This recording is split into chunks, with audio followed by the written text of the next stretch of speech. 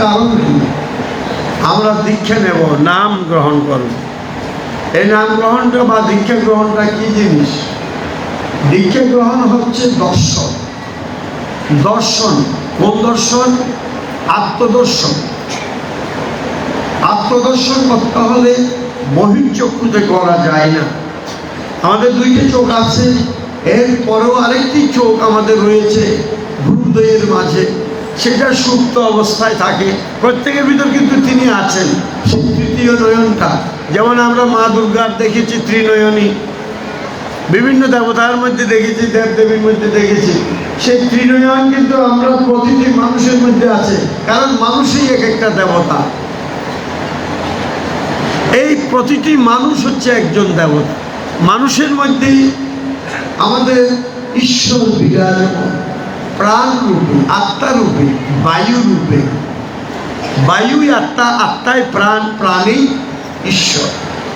প্রাণেই ব্রহ্মা বিষ্ণু মহেশ্বর। বলছেন শাস্ত্রে, প্রাণই ভগবান ঈশ্বর, প্রাণ বিষ্ণু পিতামহ, প্রাণেন ধার্যতে সর্বম, সর্বম প্রাণময়ং জগৎ। এই পৃথিবী বায়ুর খেলা, প্রাণের খেলা। এই পৃথিবীর সব কিছু বায়ুতে পরিচালিত হয়। রেল বায়ুতে চলে, রিক্সা বায়ুতে চলে, আমাদের গাড়ি বায়ুতে চলে, মোটর গাড়ি। আমাদের প্লেন বায়ুতে চলে, বায়ু ছাড়া প্লেনও চলে না। আর এই দেহটাও চলে বায়ুতে। বায়ু যতক্ষণ আছে ততক্ষণ দেহ, হাত পা চোখ নাক এগুলো সচল। যে বায়ুটা বের হয়ে গেল, আমি যখন চলে যাব পৃথিবী থেকে, আমার হাত পা চোখ নাক কিছু উড়ে যাবে না। ডোনাল্ড ট্রাম্প যেদিন চলে যাবে, তার হাত পা চোখ নাক কিছু উড়ে যাবে না। তো গেল কি তাহলে?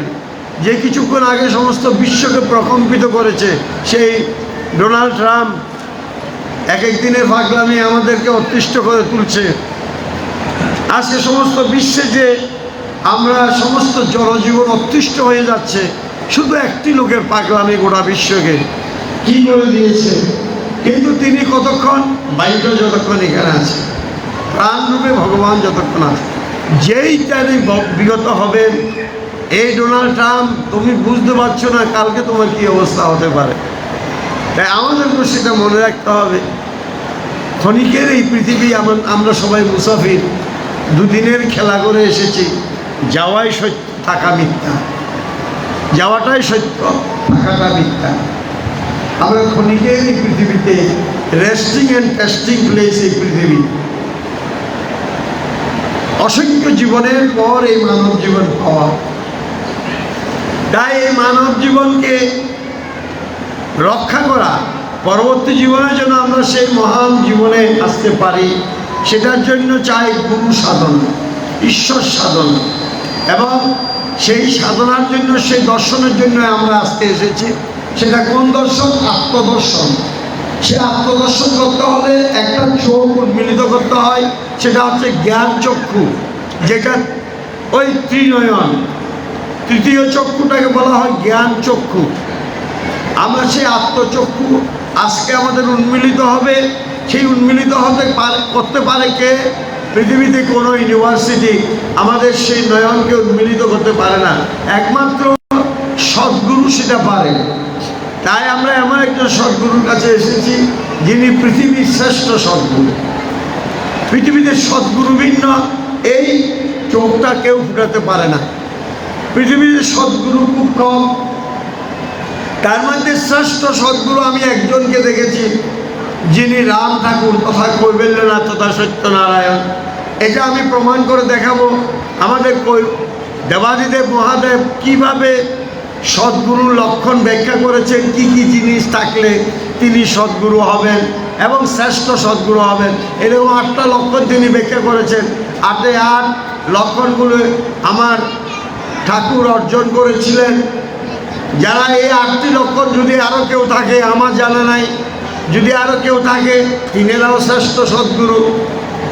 আর যদি 2টা 3টা 4টা 5টা যদি কেউ সেই সদ্গুরু লক্ষণ লাভ করে থাকে, তিনেরা সদ্গুরু। আমরা আজকে প্রমাণ করে দেখাবো আমাদের মহাদেব কি বলেছেন পার্বতী মাকে তার গুরু গীতা গ্রন্থে। সদ্গুরু চেনার উপায় কি? সেই অনুযায়ী আমরা এসেছি শ্রেষ্ঠ সদ্গুরুর কাছে সেই আত্মচক্ষু মিলনের জন্য। তাই গুরুদেব আমাদের বেশি কিছু দেন নাই, মাত্র আজকের সাধন প্রণালী, যে সাধন প্রণালী তিনি দেবেন সে আত্মচক্ষু মিলনের জন্য মাত্র 3টা নির্দেশ তিনি আমাদের দিয়েছেন। আহামরি কোনো নির্দেশ দেন নাই। কেন? কারণ কলিযুগের মানুষ আগের সেই সত্যযুগের মতো এত যাগ যজ্ঞ তপস্যা, ন্যাস প্রাণায়াম, আসন মুদ্রা আমরা এই কলিযুগের মানুষ করতে পারি না। কলিযুগের মানুষ অসংখ্য অন্নগত প্রাণ, বিষয়গত মন, আরও অসংখ্য সমস্যায় আমরা জর্জরিত। তা আমি সামান্য দেখাবো কি কি সমস্যায় আমরা ভুগি। তাই বলছি বাবারা মায়েরা, আমার কথা কি পিছনে শোনা যাচ্ছে? পিছনে শোনা যাচ্ছে? বাবারা আমাদের ঠান্ডা জল বোতল হয়, এই ঠান্ডা জলের বোতল।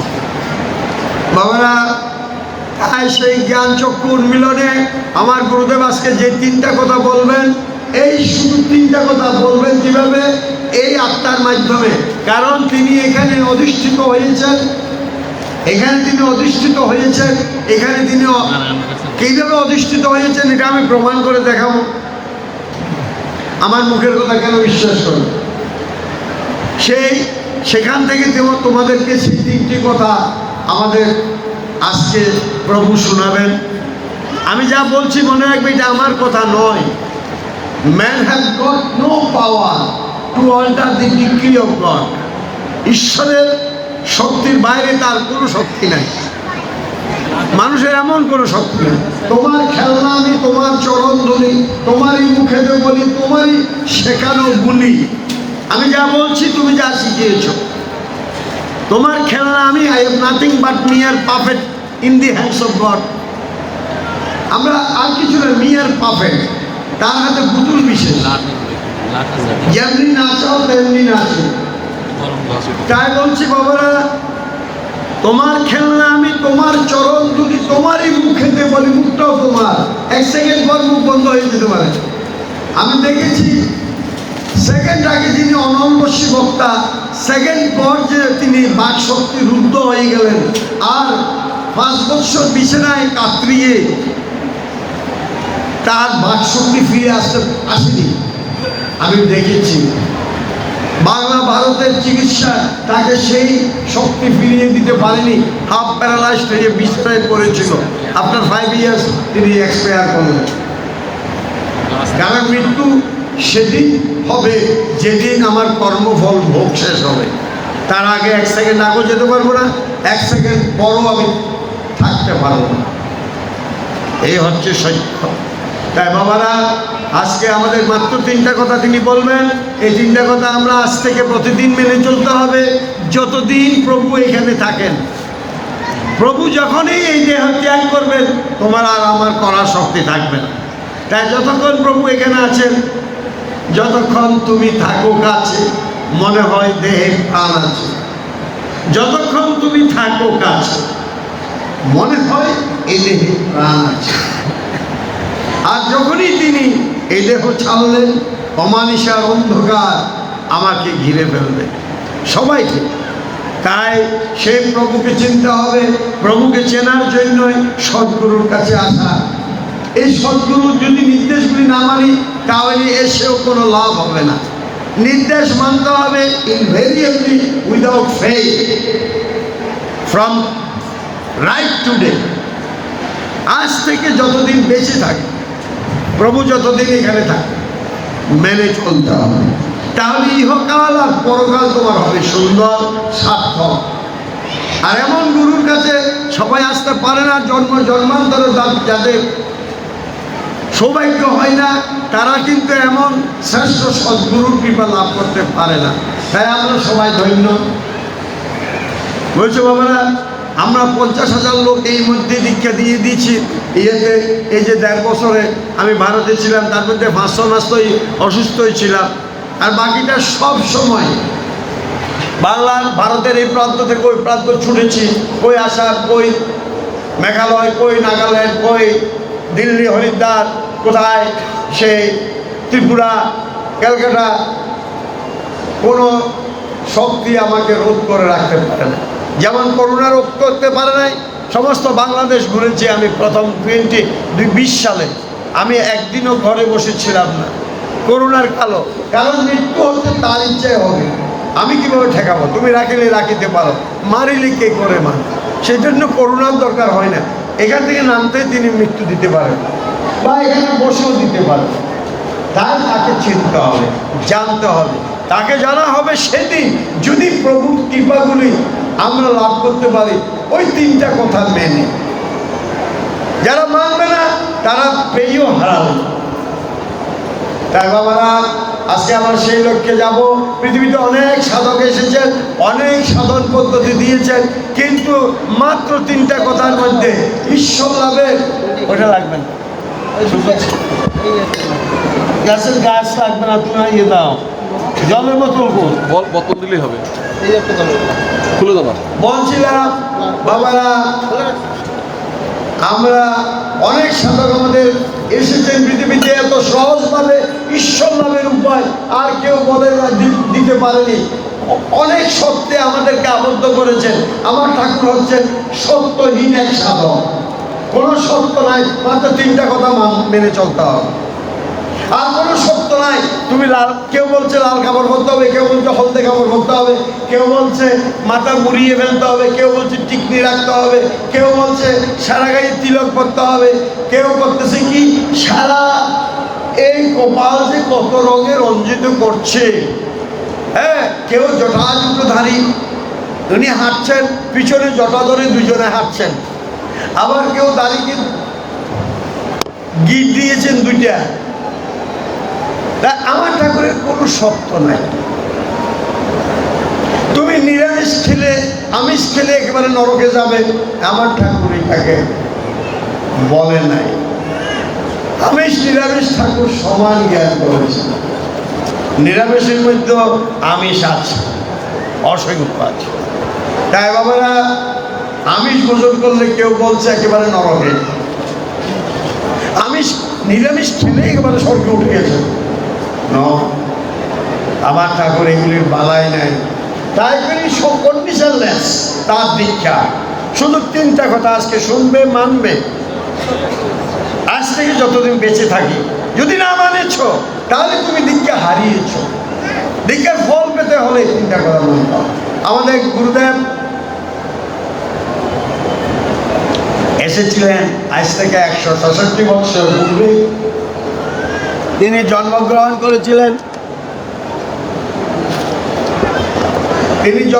করেছিলেন।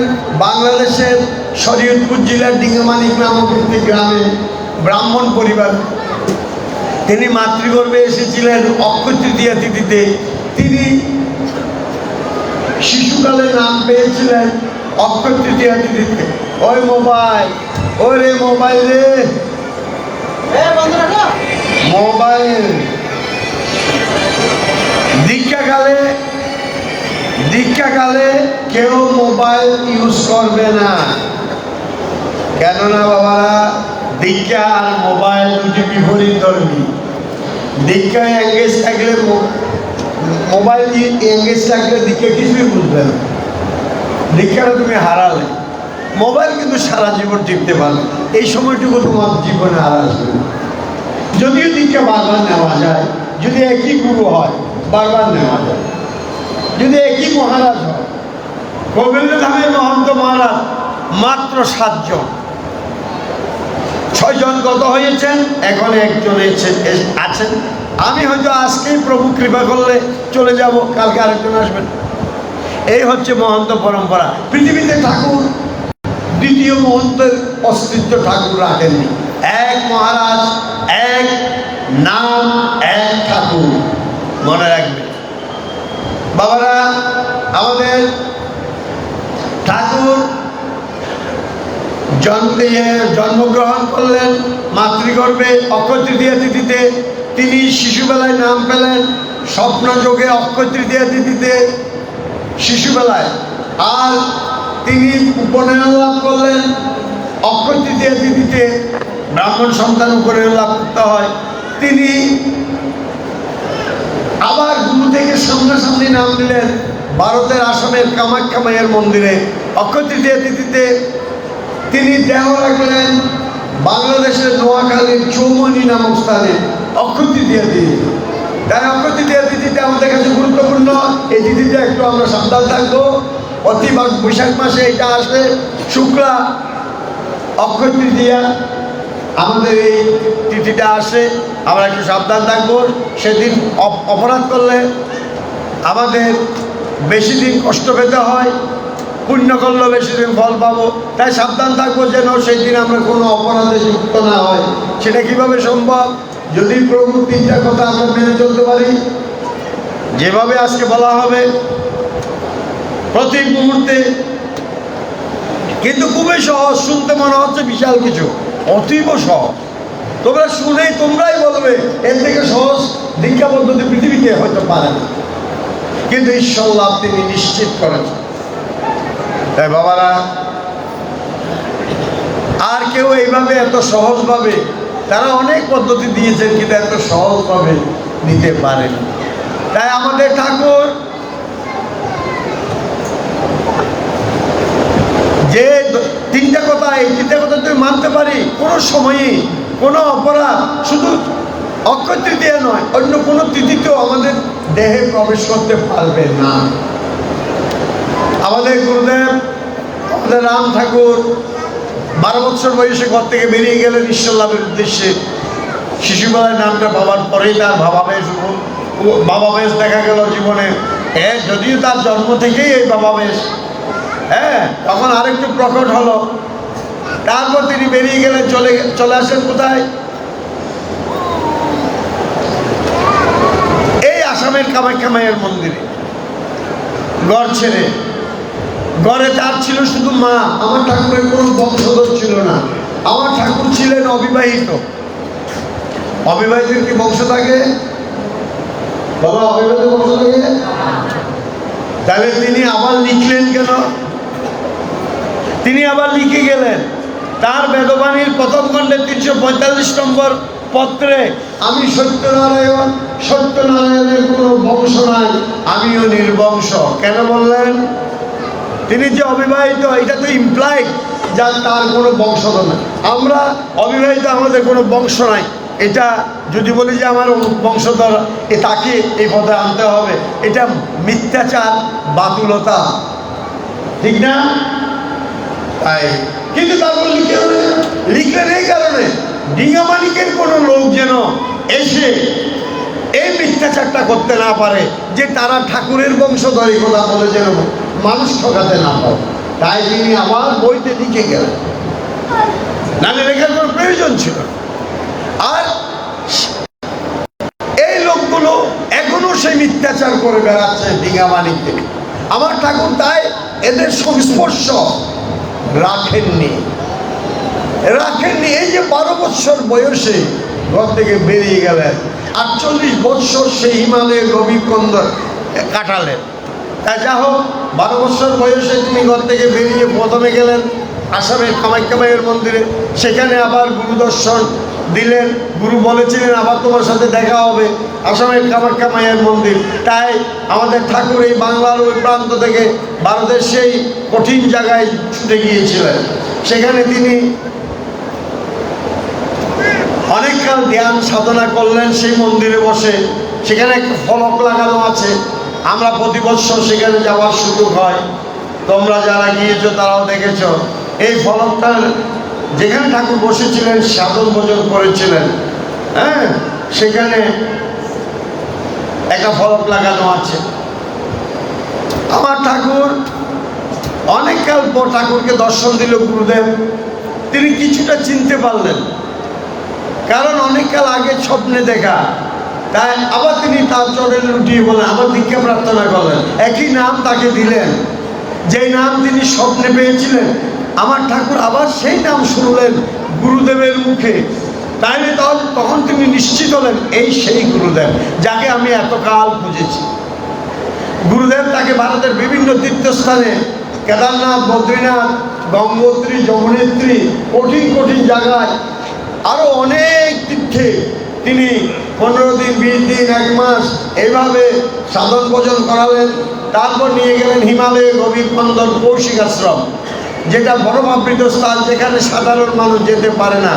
সেখানে তিনি 48 বৎসর সাধনা করলেন, সিদ্ধি লাভ করলেন, ব্রহ্মজ্ঞ হলেন, ঈশ্বর লাভ হলো তার ঈশ্বর লাভ হলো, তিনি সিদ্ধ মহাপুরুষ হলেন, অষ্টশক্তি লাভ করলেন। অষ্টশক্তিতে কি? অনিমা লঘিমাশ্চৈব প্রাপ্তিশ্চ বসিমাস্ততা ঈশিত্যঞ্চ বসিত্যঞ্চ প্রকামা কাম সুন্দরী। এই 8টি মহাশক্তি যোগমার্গের শ্রেষ্ঠ শক্তি। আমাদের ঠাকুর এটা লাভ করলেন। যখন লাভ করলেন তখন তিনি চাইলে সূক্ষ্ম থেকে সূক্ষ্ম হতে পারতেন, স্থূল থেকে স্থূল হতে পারতেন, হালকা থেকে হালকা হতে পারতেন, ভারী থেকে ভারী হতে পারতেন। তিনি সকলের কামনা বাসনা পূরণ করতে পারতেন, কিন্তু নিজের সকল কামনা বাসনা তিনি বিসর্জন দিয়েছিলেন। যেদিন তিনি ঘর থেকে বেরিয়েছিলেন সেদিন থেকে তার আয়ুষ্কাল 90 বৎসর অবধি তিনি কখনো অন্ন গ্রহণ করেননি, কোনো খাদ্য গ্রহণ করেননি। এমনকি যে খাদ্যটা তিনি গ্রহণ করেছেন সেটা পাখির খাওয়া, একটু সামান্য ডাবের জল বা ফলের রস বা সবজি সিদ্ধ 2 চামচ, 2 চামচের বেশি গ্রহণ করতেন না। কারণ তিনি বলতেন মালিককে সামান্য খাজনা দিলে মালিক খুশি হয়। মালিককে, এই দেহের যিনি কর্তা, এই দেহের যিনি কর্তা, তিনি ঠাকুর বলছেন তিনি আমার মালিক।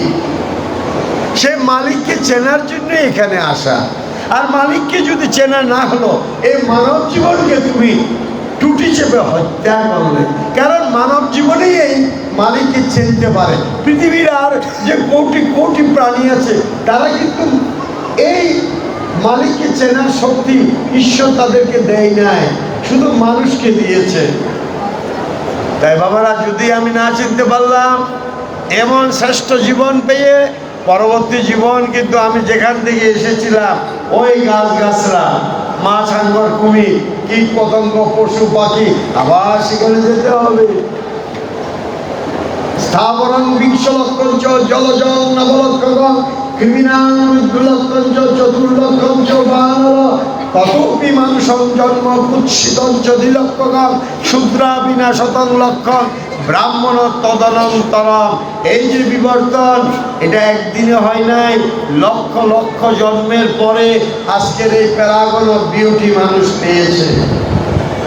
তাই মনে রাখবে, এই জীবন, it does not come all on a sudden from the blue. আকাশ থেকে এটা ছিঁড়ে পড়ে না। এই মানব জীবন, এটা বহু জীবনের বিবর্তনের ফলে মানব জীবন পাওয়া যায়। যদি এটা ধরে রাখতে না পারলে তাহলে আবার যেখান থেকে উঠে এসেছে ওখানে যেতে হবে। ধরে রাখতে হলে গুরুর 3টে নির্দেশ পালন করবে মাস, তাহলে অবশ্যই তুমি পরজীবনে আরো উন্নত জীবন লাভ করতে পারো। এবার বাকিটা তোমার হাতে, কি করবে সেই 3টা কথায় আলোচিত হবে। যা হোক, আমার ঠাকুর যখন সিদ্ধি লাভ করলেন, অষ্টশক্তি লাভ করলেন, গুরুদেব তাকে বাড়িতে পাঠিয়ে দিলেন, তুমি মাকে সেবা করো। আর যে শিক্ষা এবং দীক্ষা তুমি এই অর্ধ জীবন এখানে কাটিয়ে যা লাভ করলে, তার আয়ুষ্কাল ছিল 90। প্রায় বেশিরভাগ সময় তিনি কাটালেন সেই সাধন মার্গে, 48 বৎসর। তাই শিক্ষা দীক্ষা তুমি এই জগৎকে বিলাও।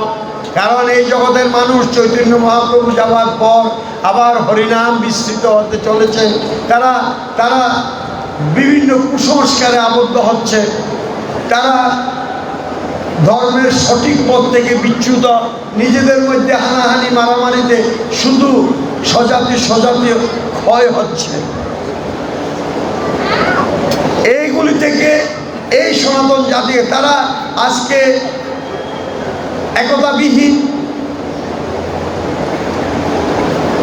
একতাবিহীন জাতিতে পরিণত হয়েছে। যখন তাদের উপর সামান্য আঘাত আসে, সামান্য কোনো বিপদ আসে, তারা দিশেহারা হয়ে যায়, প্রভুর স্মরণে থেকে তারা বিচ্যুত হয়ে যায়। তারা দেশত্যাগ করতে বাধ্য হয়, কারণ তারা জানে না সে কে, সে কি দেহ না আত্মা।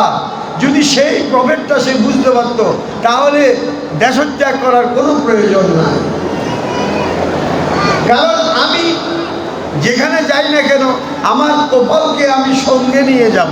কপালে যে ভোগ, সেটা এখানে থাকলেও যেমন হবে, পৃথিবীর যে স্তরে থাকি না কেন, ভোগ আমাকে ভুগতে হবে। এই ভোগ থেকে বাঁচার কোনো উপায় নাই। কর্মভোগের থেকে বাঁচার উপায় হলো গুরুবাক্য মানা। কেমন এটাই তোমাকে কর্মফল থেকে, কর্মভোগ থেকে বাঁচাতে পারে। ফাঁসির হুকুম হলে অন্তত 5 বছর জেল দিয়ে তোমার মুক্তি হবে, গুরু কৃপা হবে। তাই বলছি বাবারা, আমার ঠাকুর চলে আসলেন বাড়িতে, মাকে সেবা করলেন। মায়ের সেবা করার পর মার থেকে অনুমতি নিয়ে আবার ঘর থেকে বেরিয়ে গেলেন। মাকে বললেন যে মা, আপনার আহারের তো বন্দোবস্ত করতে হবে, আমার তো কোনো সোর্স অফ ইনকাম নাই, আমি তো আয়বিহীন সন্ন্যাসী মানুষ, আমার তো কিছু নাই মা, আমার কোনো দরকারও নাই, আমার আহারের কোনো দরকার নাই, হ্যাঁ, আমার বাসস্থানের কোনো দরকার নাই। সুতরাং তো আপনার তো দরকার, তাই আপনি কৃপা যদি করেন, আমাকে যদি অনুমতি দেন, আমি আপনার জন্য চেষ্টা করি। চলে আসলেন নোয়াখালী। এই পৃথিবীর এতগুলো ডিস্ট্রিক্টের মধ্যে নোয়াখালীকে বেছে নিলেন। আজকে নোয়াখালীর লোক রাম ঠাকুরের দীক্ষা পায় না, তারা পায় বৈষ্ণবের দীক্ষা। উনি কোথা থেকে আসছেন? বৃন্দাবন থেকে, বাসের থেকে দীক্ষা নিয়ে নিলেন। ইনি কোথেকে আসছেন?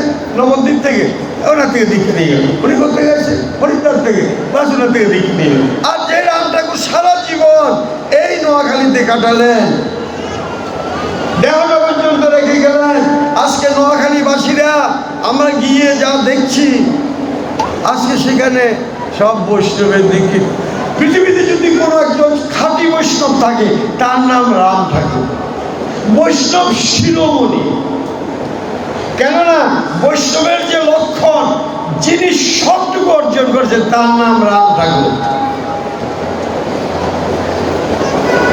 বৈষ্ণবের লক্ষণ ভাগবতে যা বলেছেন, সবটুকু যিনি অর্জন করেছেন, এমন একটা বৈষ্ণব বর্তমানে কেউ দেখাতে পারবে না। দ্বিতীয়, তাই পরম বৈষ্ণব রাম ঠাকুর। বাবারা, তিনিও গোবিন্দ সেবক। তাইলে আমাদের এই রাম ঠাকুরের আশ্রিতরা আবার যখন সেখান থেকে গিয়ে কোনো বৈষ্ণবের কাছে যায়, আমি বলবো তার থেকে মূর্খ আর কেউ নাই। কারণ 2 নৌকায় পা দিলে কোনোদিন নৌকা তুমি নদী পার হতে পারবে না, মাছ পথে ডুবতে হবে। রাম ঠাকুর বৈষ্ণব শিরোমণি, মনে রাখবে। কিন্তু তাকে চেনার উপায় নাই। তিনি কাপড় রঙান নাই, তিনি দাড়ি চুল লম্বা রাখেন নাই, টিকনি রাখেন নাই, মাথা মুড়ান নাই, সরাগায় তিলক পরেননি, কপালকে বিভিন্ন রঙে রঞ্জিত করেনি, বিশাল অ্যাডভার্টাইজমেন্ট দিয়ে, বিশাল বিজ্ঞাপন দিয়ে কোনো আশ্রমে বসেননি, কোনো আশ্রমে তিনি থাকেননি। তাই তাকে কেউ চকিতে চিনেনি। কি মহান শক্তির আধার এই পৃথিবীতে এসেছিলেন। তাই বাবারা, মায়েরা, আমাদের গুরুদেব এই নোয়াখালীতে কিছুদিন চাকরি করলেন, মাকে বাঁচাবার জন্য যা পেতেন মাকে পাঠাতেন, কিন্তু কোনো আশ্রমে যাননি, থাকেননি। শুধু এই আশ্রমে তিনি এই ধামে 3 দিন 3 রাত ছিলেন। তাই এই ধাম পৃথিবীর শ্রেষ্ঠ ধাম, পৃথিবীর শ্রেষ্ঠ ধাম। মনে রাখবে, এটা গোটা ভারতে আমি বারে বারে জানিয়েছি।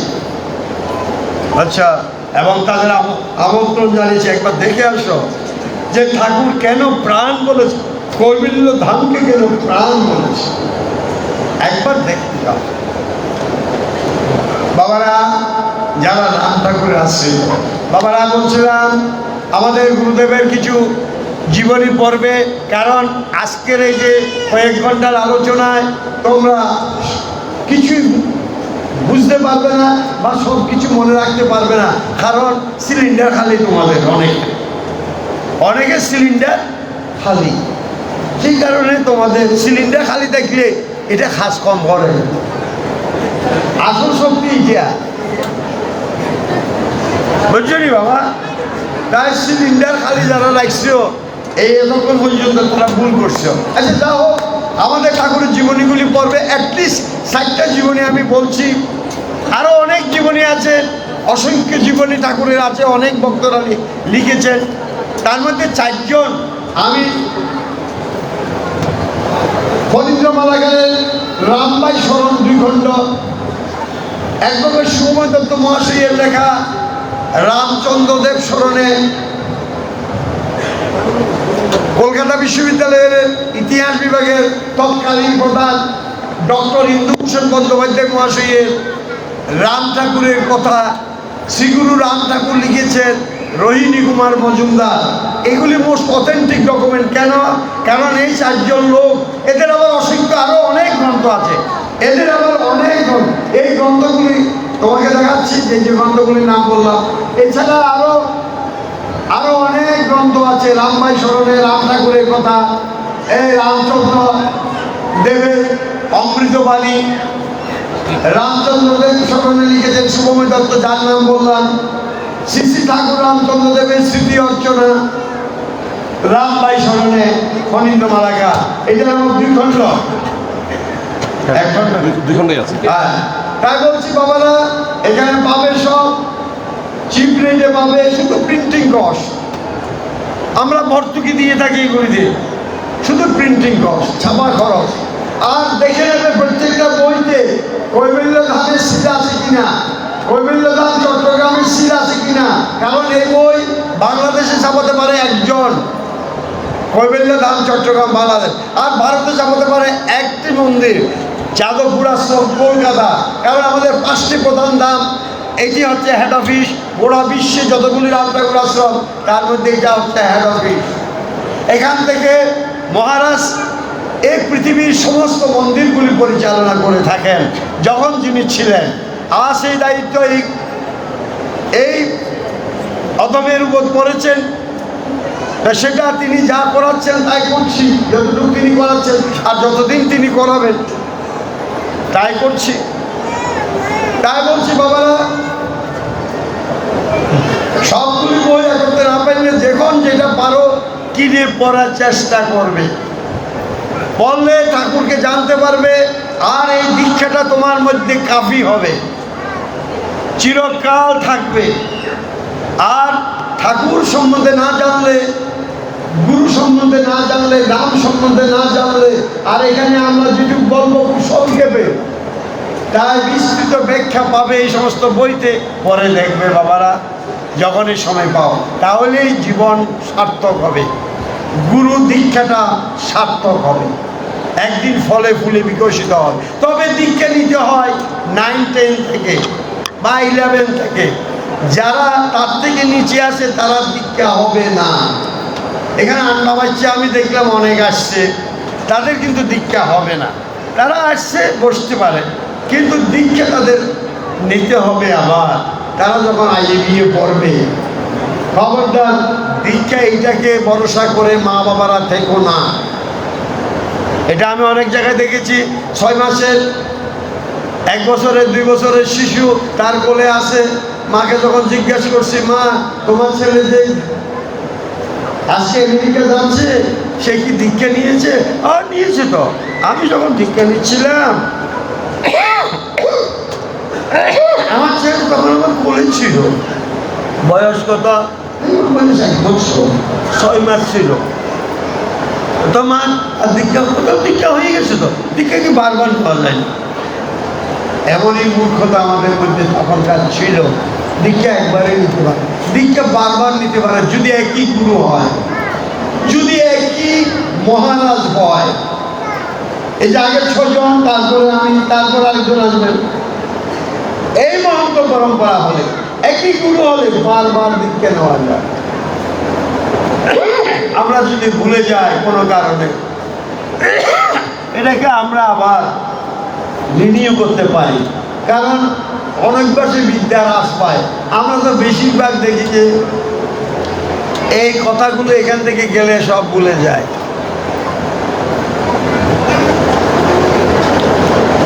বাবারা, মায়েরা,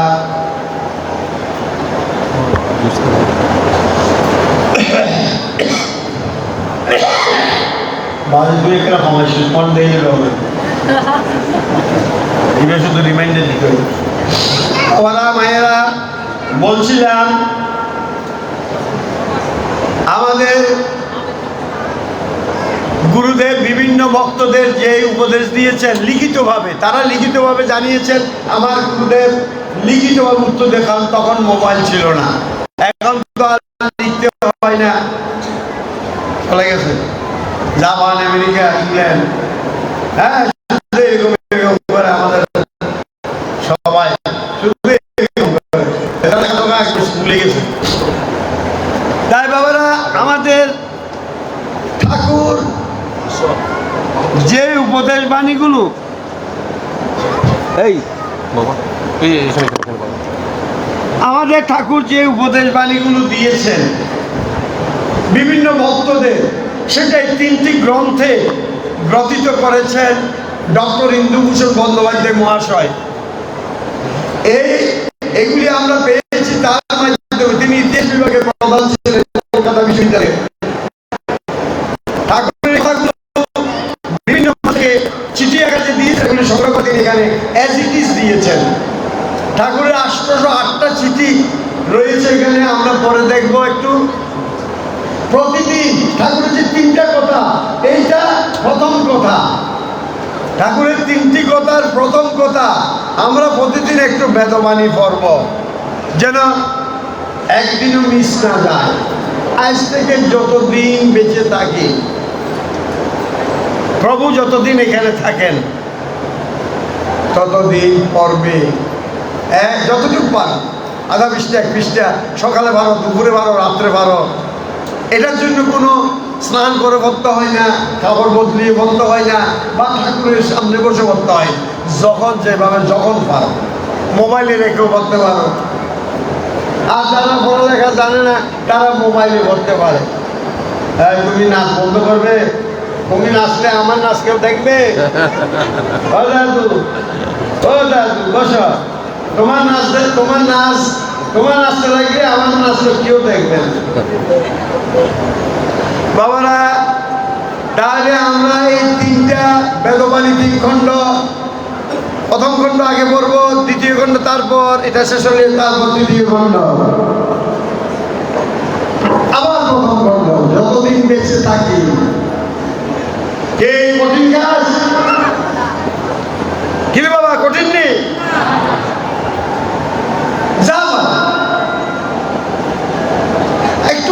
একটু কঠিন লাগতে পারে। কেন? কারণ ঠাকুর ছিলেন ব্রহ্মজ্ঞ, আর আমরা কি মোবাইল অজ্ঞ। আমরা কলিযুগের হিন্দুরা হচ্ছে শুধু মোবাইল চিনি, আর কিছু চিনি। হিন্দুরা এত নষ্ট হয়েছে আর কোনো জাতি হয়নি। তুমি দেখো এখানে যে দীক্ষা দিচ্ছে, কতজন মোবাইলে আছে এখন? অসংখ্য মোবাইলে আছে। দীক্ষা থেকে তার ওটা গুরুত্বপূর্ণ, কিন্তু সে জানে না 1 সেকেন্ড পর যে সে সুযোগ আর পাবে না সে। কারণ জীবন ক্ষণিকের, কখন যাবে সংখ্যকটা বাজিয়ে তোমাকে জানাবে না যে আমি আসছি, তুমি তৈরি হও। সেকেন্ড পর জীবনের অবসান হতে পারে, বা 100 বছর পর হতে পারে। কখন যাবে এটা প্রভু জানে না, কাউকে জানতে দেন নাই তিনি। আমার ঠাকুর বলেছেন এই বেদবাণীতে, জন্ম মৃত্যু বিয়ে 3টা বিদে তারা, 3টা বিদে তারা, আমাকে তোমাকে কাউকে জানতে নেই। তাই বাবারা, কোন দিন আমার দিন শেষ, হ্যাঁ, এটা আমি তুমি কেউ বলতে পারো। তাই আমরা সদা তৈরি থাকতে হবে যে প্রভুর এই 3টা কথা মানলে তাহলে তুমি তৈরি আছো, না হলে যে কোনো মুহূর্তে বিপদে পড়তে পারো। সাবধান। তাই প্রতিদিন একটু বেদবাণী পড়ব। হ্যাঁ, হাই হ্যালো ছাড়ো, গুরু নাম বলো। হাই হ্যালো ছাড়ো, গুরু নাম বলো। একটি ছোট্ট ছেলে বলে, আমরা সবাই দেখেছি। এখন সে কিভাবে বুড়াদের উপদেশ দিচ্ছে, হাই হ্যালো ছাড়। হরে কৃষ্ণ বল। হরে কৃষ্ণ হচ্ছে আজকের ঠাকুরের নাম। কি প্রমাণ করে দেব যে ওই হরে কৃষ্ণ নাম আর ঠাকুরের নাম এক এবং অভিন্ন। আমি প্রমাণ করে দেখাবো। মনে রাখবে কি কি প্রমাণ করব বলছি। বাবারা প্রতিদিন তাহলে আমরা একটু ভগবত এই বেদবাণী পড়ব। জীবনের যত ফ্রাস্ট্রেশন, জীবনের যত প্রশ্ন উত্তর পাবে। পরে দেখো ধৈর্যটা রাখবে। ধৈর্যই হচ্ছে ধর্ম, ধৈর্যই শক্তি, ধৈর্যই ধ্যান, ধৈর্যই জ্ঞান, ধৈর্যই কর্ম। ধৈর্য হারিয়েছ, ধর্ম হারিয়েছ। তাই বলেছে ঠাকুর, ধৈর্যই ধর্ম। সত্যং পরম ধীমহি, সত্য থেকে এক চুল বিচ্যুত থেকো না। সত্যকে ভগবান, ভগবান থেকে একটি মুহূর্ত বিচ্যুত থেকো না। সেই বিচ্যুত না থাকার পদ্ধতিটা এই তিনটা কাজে তুমি পাবে। এটা প্রথম কাজ। আমরা প্রতিদিন একটু বেদবাণী পড়ব, যারা যখনই সময় পাও, সুযোগ পাও। প্রত্যেকের বাড়িতে যেন এটা থাকে, যারা রাম ঠাকুরে আশ্রিত। মনে রাখবে এখানে পাবে যে কোনো সময়। আর আমাদের গ্রন্থাগার সবসময় খোলা থাকে। ওরা দেখে নেবে ওই সিনটা। এই পৃথিবীতে আর কেউ এটা ছাপাতে পারে না। যদি বাইর থেকে কেন, তাহলে ঠকবাজের বইতে পড়ে যাবে। কারণ এই সমস্ত বই নকল করে বহু ঠকবাজ, সিটিংবাজ, বাটপার হাজার হাজার লাখ লাখ টাকা কামিয়েছে। আমি আসার পর এটা রোধ হয়েছে অনেকটা রোধ। যারা সিটিং বাটপার এর সাথে এখনো যুক্ত আছে, এই সিটিং বাটপার কিছু সেই মিথ্যাচারের বইতে যুক্ত আছে। সাবধান থাকবে। আমার ঠাকুরের দ্বিতীয় কথা, আমরা প্রতিদিন একটু ভগবত গীতা পাঠ করব। চিনি দেখছি কোনোদিন না? হিন্দুরা দেখে না। এখন প্রমাণ করে দেখাবো তো, আমরা দেখিনি। এখনই প্রমাণ করবো। পৃথিবীর শ্রেষ্ঠ ধর্মগ্রন্থ, পৃথিবী যতগুলি ধর্ম এসছে এর মধ্যে শ্রেষ্ঠ ধর্মগ্রন্থের নাম ভগবত গীতা। মানে এটা ভগবানের মুখনিসৃত বাণী, বেদ উপনিষদের বাণী। বেদ উপনিষদের বাণী ভগবান নিষ্মুখী সহজভাবে আমাদের দিয়েছে। সমস্ত শাস্ত্রের সার বস্তু। আচ্ছা, আমরা প্রতিদিন গীতা পড়ি। যদি এখানে আমরা কেউ থাকি, তারা একটু হাত তুলে দেখাবে। তবে তবে মাঝে মাঝে পড়ি। আগে পড়তাম, এখন পড়ি না। কালকে থেকে পড়বো। ওই সমস্ত লোক হাত তোলার দরকার নাই। যারা প্রতিদিন পড়ে এমন লোকটা হাত তুলে একটু দেখাও তো। কজন আছো? 1 2 3 4 5 6 7 8 9 10 11 12 13 14 15 16 17 18 19 20 21 22 23 24 25 26 27 28 29 30 31 32 33। আমরা 40 জনের মতো আছি দেখা যায়। যদি 1,500 জনে 40 জনে পিছনও আছে না? হ্যাঁ 40 জন আছে। 40 জন যদি 1,500 জনের মধ্যে 40 জনে গীতা পাঠ করি, কয় পার্সেন্ট হইল বাবা? কয় পার্সেন্ট হয়েছে? 2% হয়েছে নি? হবে না 2%? 2 or 3% আমরা গীতা পড়ি। এ বললাম না আন্ডার। তোমরা কিছুক্ষণ আগে কি হলে আমরা চিনি চিনছো যে এবার প্রমাণ হইল তো। কতটুকু চিনছো? কেউ পড়ো না, হয়তো করে আসে, স্নান করে এসে বাস হয়ে গেছে কাম। আমার গীতা পাঠ শেষ, গীতায় ঢুকে গেছে। কারণ আমরা তো এখন কারেন্টে চলি, একেবারে টাচ করা মাত্র ঢুকে গেছে। বাবারা, শ্রেষ্ঠ ধর্মগ্রন্থ বললাম না, আমাদের অসংখ্য ধর্মগ্রন্থ আছে।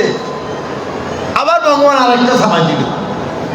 আমাদের বেদ আছে, উপনিষদ আছে, ভাগবত আছে, রামায়ণ আছে, মহাভারত আছে, শ্রী শ্রী মার্কণ্ডেয় চণ্ডী আছে, পুরাণ আছে, সংহিতা আছে, এতগুলি গ্রন্থ, এর পরেও আরো কিন্তু লাখো লাখো গ্রন্থ আছে সনাতন ধর্মের, হাজার হাজার গ্রন্থ আছে। আমরা এতগুলি গ্রন্থ পড়তে পারবো না বুঝেছিলেন। আমাদের দাপর যুগের শেষে ভগবান এসেছিলেন, কি রূপে এসেছিলেন?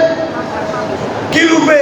দাপর যুগের শেষে তিনি আসলেন মনুষ্য রূপে। যে আসলেন তিনি কে? ভগবান শ্রীকৃষ্ণ। ভারতের লোক আবার এটা জানে না, এটা আপনি থাকে আমার বাবার মতো লাগে। আমি তো ভারতে কি লেস, কারণ আখার কে চলল বাদ কর, পয়সা ছাড়া চলব, এই কারণে সবজি লাগিয়েছে, এই কারণে তোমরা জানো না। আর বাংলাদেশের মানুষ তো সারাদিন মাল খাইতো, হ্যাঁ, এতে রাতে এসে কালকে বেঞ্চে উঠতে পারবে কিনা এতে সন্দেহ আছে, এই কারণে তারা একটু বেশি করে।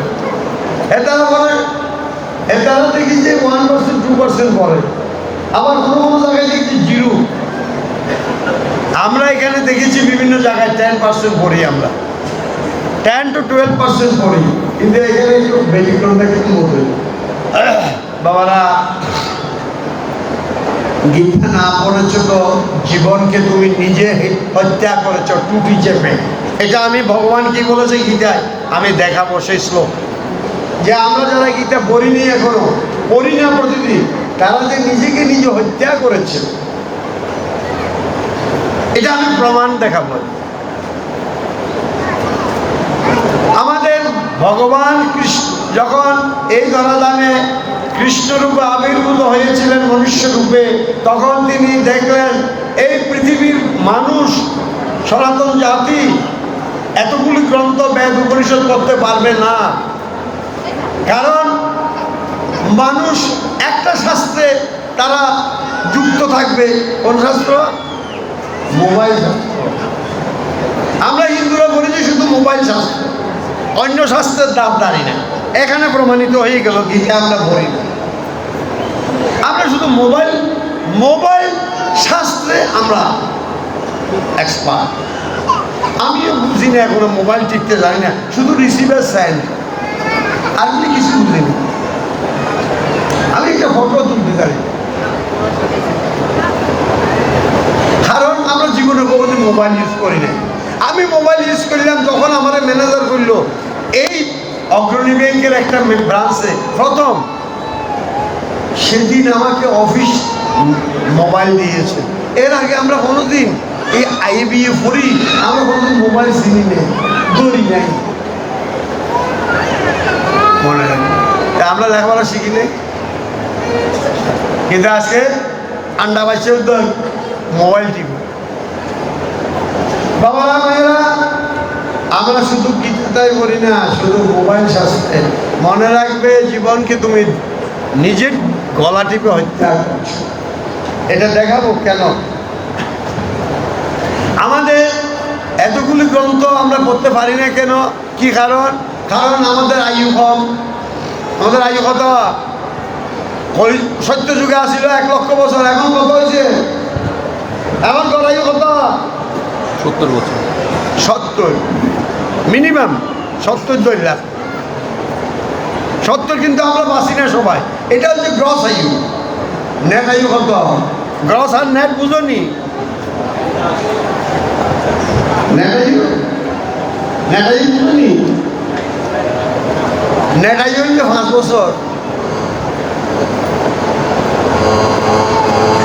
70 বছরে 65 বছর ফাও। কে দেখাইল এটা? এই প্রমাণটা কে দেখাইল? আদিগুরু শঙ্করাচার্য।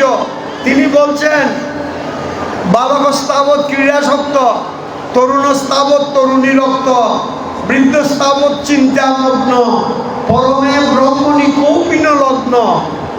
ভজ গোবিন্দম ভজ গোবিন্দম ভজ গোবিন্দম মৌরমতে। আমাদের 70 বছর আয়ুতে প্রথমে চলে গেল, অর্ধেক কাটা গেল, কারণ ঘুমে থাকিয়ে অর্ধেক ঘুম যায় না। 35 বছর ঘুমে চলে গেছে, তখন কিন্তু ঈশ্বরের ডাক হয় না। 5 বছর আয়ু কেন বলছি? এই 70 বছরের যেটুকু আয়ু, যেটুকু সময় আমরা ঈশ্বরের চরণে, গুরু চরণে সেটাই আয়ু। আর এইটুকু সময়ের বাইরে যেগুলো সেগুলি নষ্ট, কোনো মূল্য নেই। তাই বলছেন 35 বছর প্রথমে কেটে গেল, আর আমার আয়ু হইল কত? 35 বছর। আমাদের শিশুকাল চলে গেল হাসিতে খেলিতে।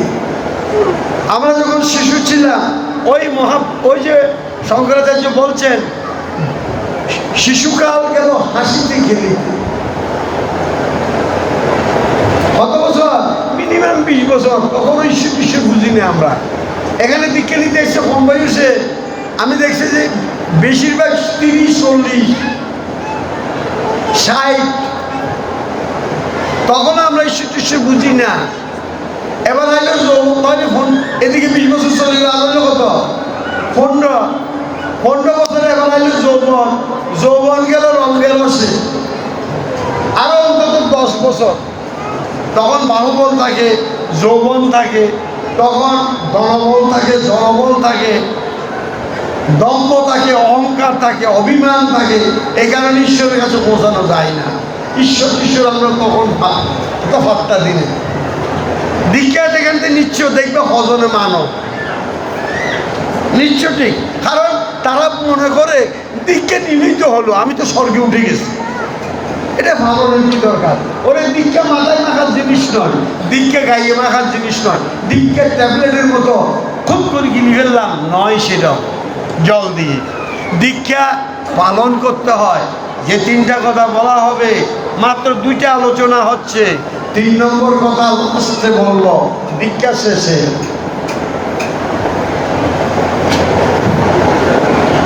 তাই দীক্ষাকে মনে করো না যে দীক্ষা নিলেই তোমার খাম শেষ, খাম শুরু। দীক্ষাটা পালন করতে হবে, না হলে ওই দীক্ষা নেওয়া না নেওয়া সমান। যদি পালন না করো তাহলে দীক্ষার ফল তোমার ঝুড়িতে জমবে না। তাই মনে রাখবে পালনে আসল। তাহলে আমাদের যৌবন গেল, রঙ গেল, সে আরো 10 বছর রইল কত? আমাদের আজ কত? নেটাই 5। এইটুকু ঈশ্বরে দিতে পারে, কিন্তু এইটুকু আর হবে না। কারণ এই যে 65 বছর চলে গেল, একবারও ঈশ্বরকে আমি ডাকলাম না, ঈশ্বরের দিকে ধাবিত হলাম না। এমনি মন্দিরে একটা দেখি, মানে আমাদের যে নমস্কার কত প্রকার। আবার ভারতের ট্রেডিশন কি? আঁটুতে নমস্কার করে, আঁটুতে করে। কারণ এরা শহীদ বংশ, তো নমস্কার বহু প্রকার আমাদের, বুঝছো নি? এরকম আবার কি, আবার বহু রকমের নমস্কার। বাবারা, তাই বলছি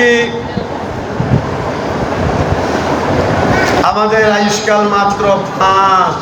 এটাও পারি না আমরা। সারাদিন আমি রসুন খেয়েছি, আমার সন্ধ্যাবেলা কাঠ ডেক উঠবে, গিয়ে ডেক উঠবে। সন্ধ্যাবেলা কিসের ডেক উঠবে? রসুনের ডেক উঠবে। আমি সারা জীবন ঈশ্বরের সাথে ছিলাম না, তাহলে এই 5 বছর আর ঈশ্বর হবে না। কারণ তখন সর্বাঙ্গে ব্যথা, ওষুধ দিব কোথা, 10-20টা ট্যাবলেট খাইতে হয়, কত রকম নিয়ম মেনে চলতে হয়। হাট উঠতে আর বসতে হারের শস্যটি, মারের মর্মটি। হ্যাঁ, ওই সময় আর ঈশ্বর ডাক হবে না। তাই রথ থাকতে পথ ধরো, রথ থাকতে পথ ধরো। সময় গেলে সাধন হবে না। বাবারা, মেয়েরা, আমাদের আয়ু কম, তাই সময় কম, ধৈর্য কম, গুরু ভক্তি কম, ঈশ্বর ভক্তি কম। আমরা কোনো শাস্ত্র পাঠ করি না, এটা এখানে প্রমাণ। এই যে এতগুলি কম, এগুলি প্রমাণ দিতে পারবো, কিন্তু সময় যাবে। তোমরা তো এখন সব কিছু, সবার হচ্ছে স্টমাক, তোমাদের সিলিন্ডার খালি, এই কারণে এগুলি আর প্রমাণ দিতে যাচ্ছি না। সবগুলি প্রমাণ আমার হাতে আছে। এই যে আয়ু কম দেখাইলাম, সময় কম, ধৈর্য কম, গুরু ভক্তি কম, ঈশ্বর ভক্তি কম, আমরা কোনো শাস্ত্র পাঠ করি না, এটা প্রমাণিত হয়েছে এখানে। আর 7 নম্বর সমস্যা কি আমাদের? আচ্ছা, আমরা না খাই এসছি, কে কে হাত তুলো তো।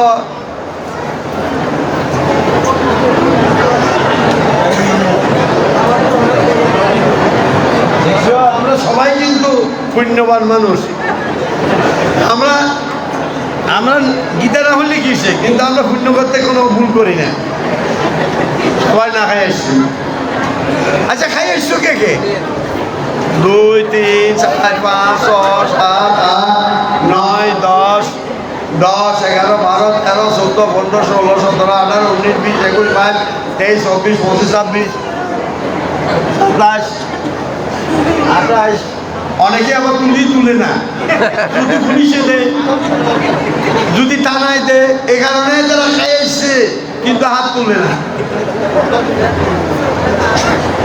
ও এগুলো যে আরেক দুষ্ট, এতারা গেলে হাত তুলল তো।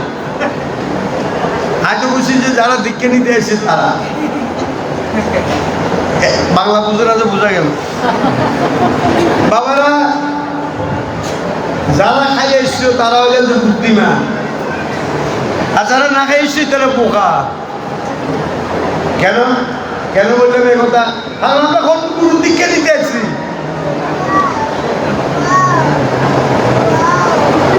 কেউ তারা চিনে না, বলতে পারলে না। না, আরো একজন, আরো নাম আছে তার। হ্যাঁ, হাতে বললে তুমি।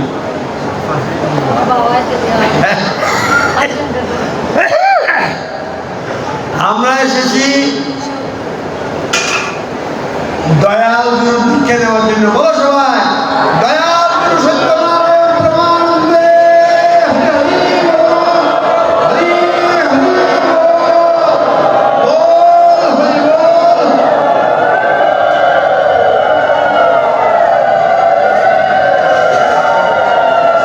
বাবা কি বুঝছেন? বাবারা, আমরা কার দীক্ষা নিতে এসেছি? দয়াল গুরু। কেন এটার নাম দয়াল গুরু হইল কেন?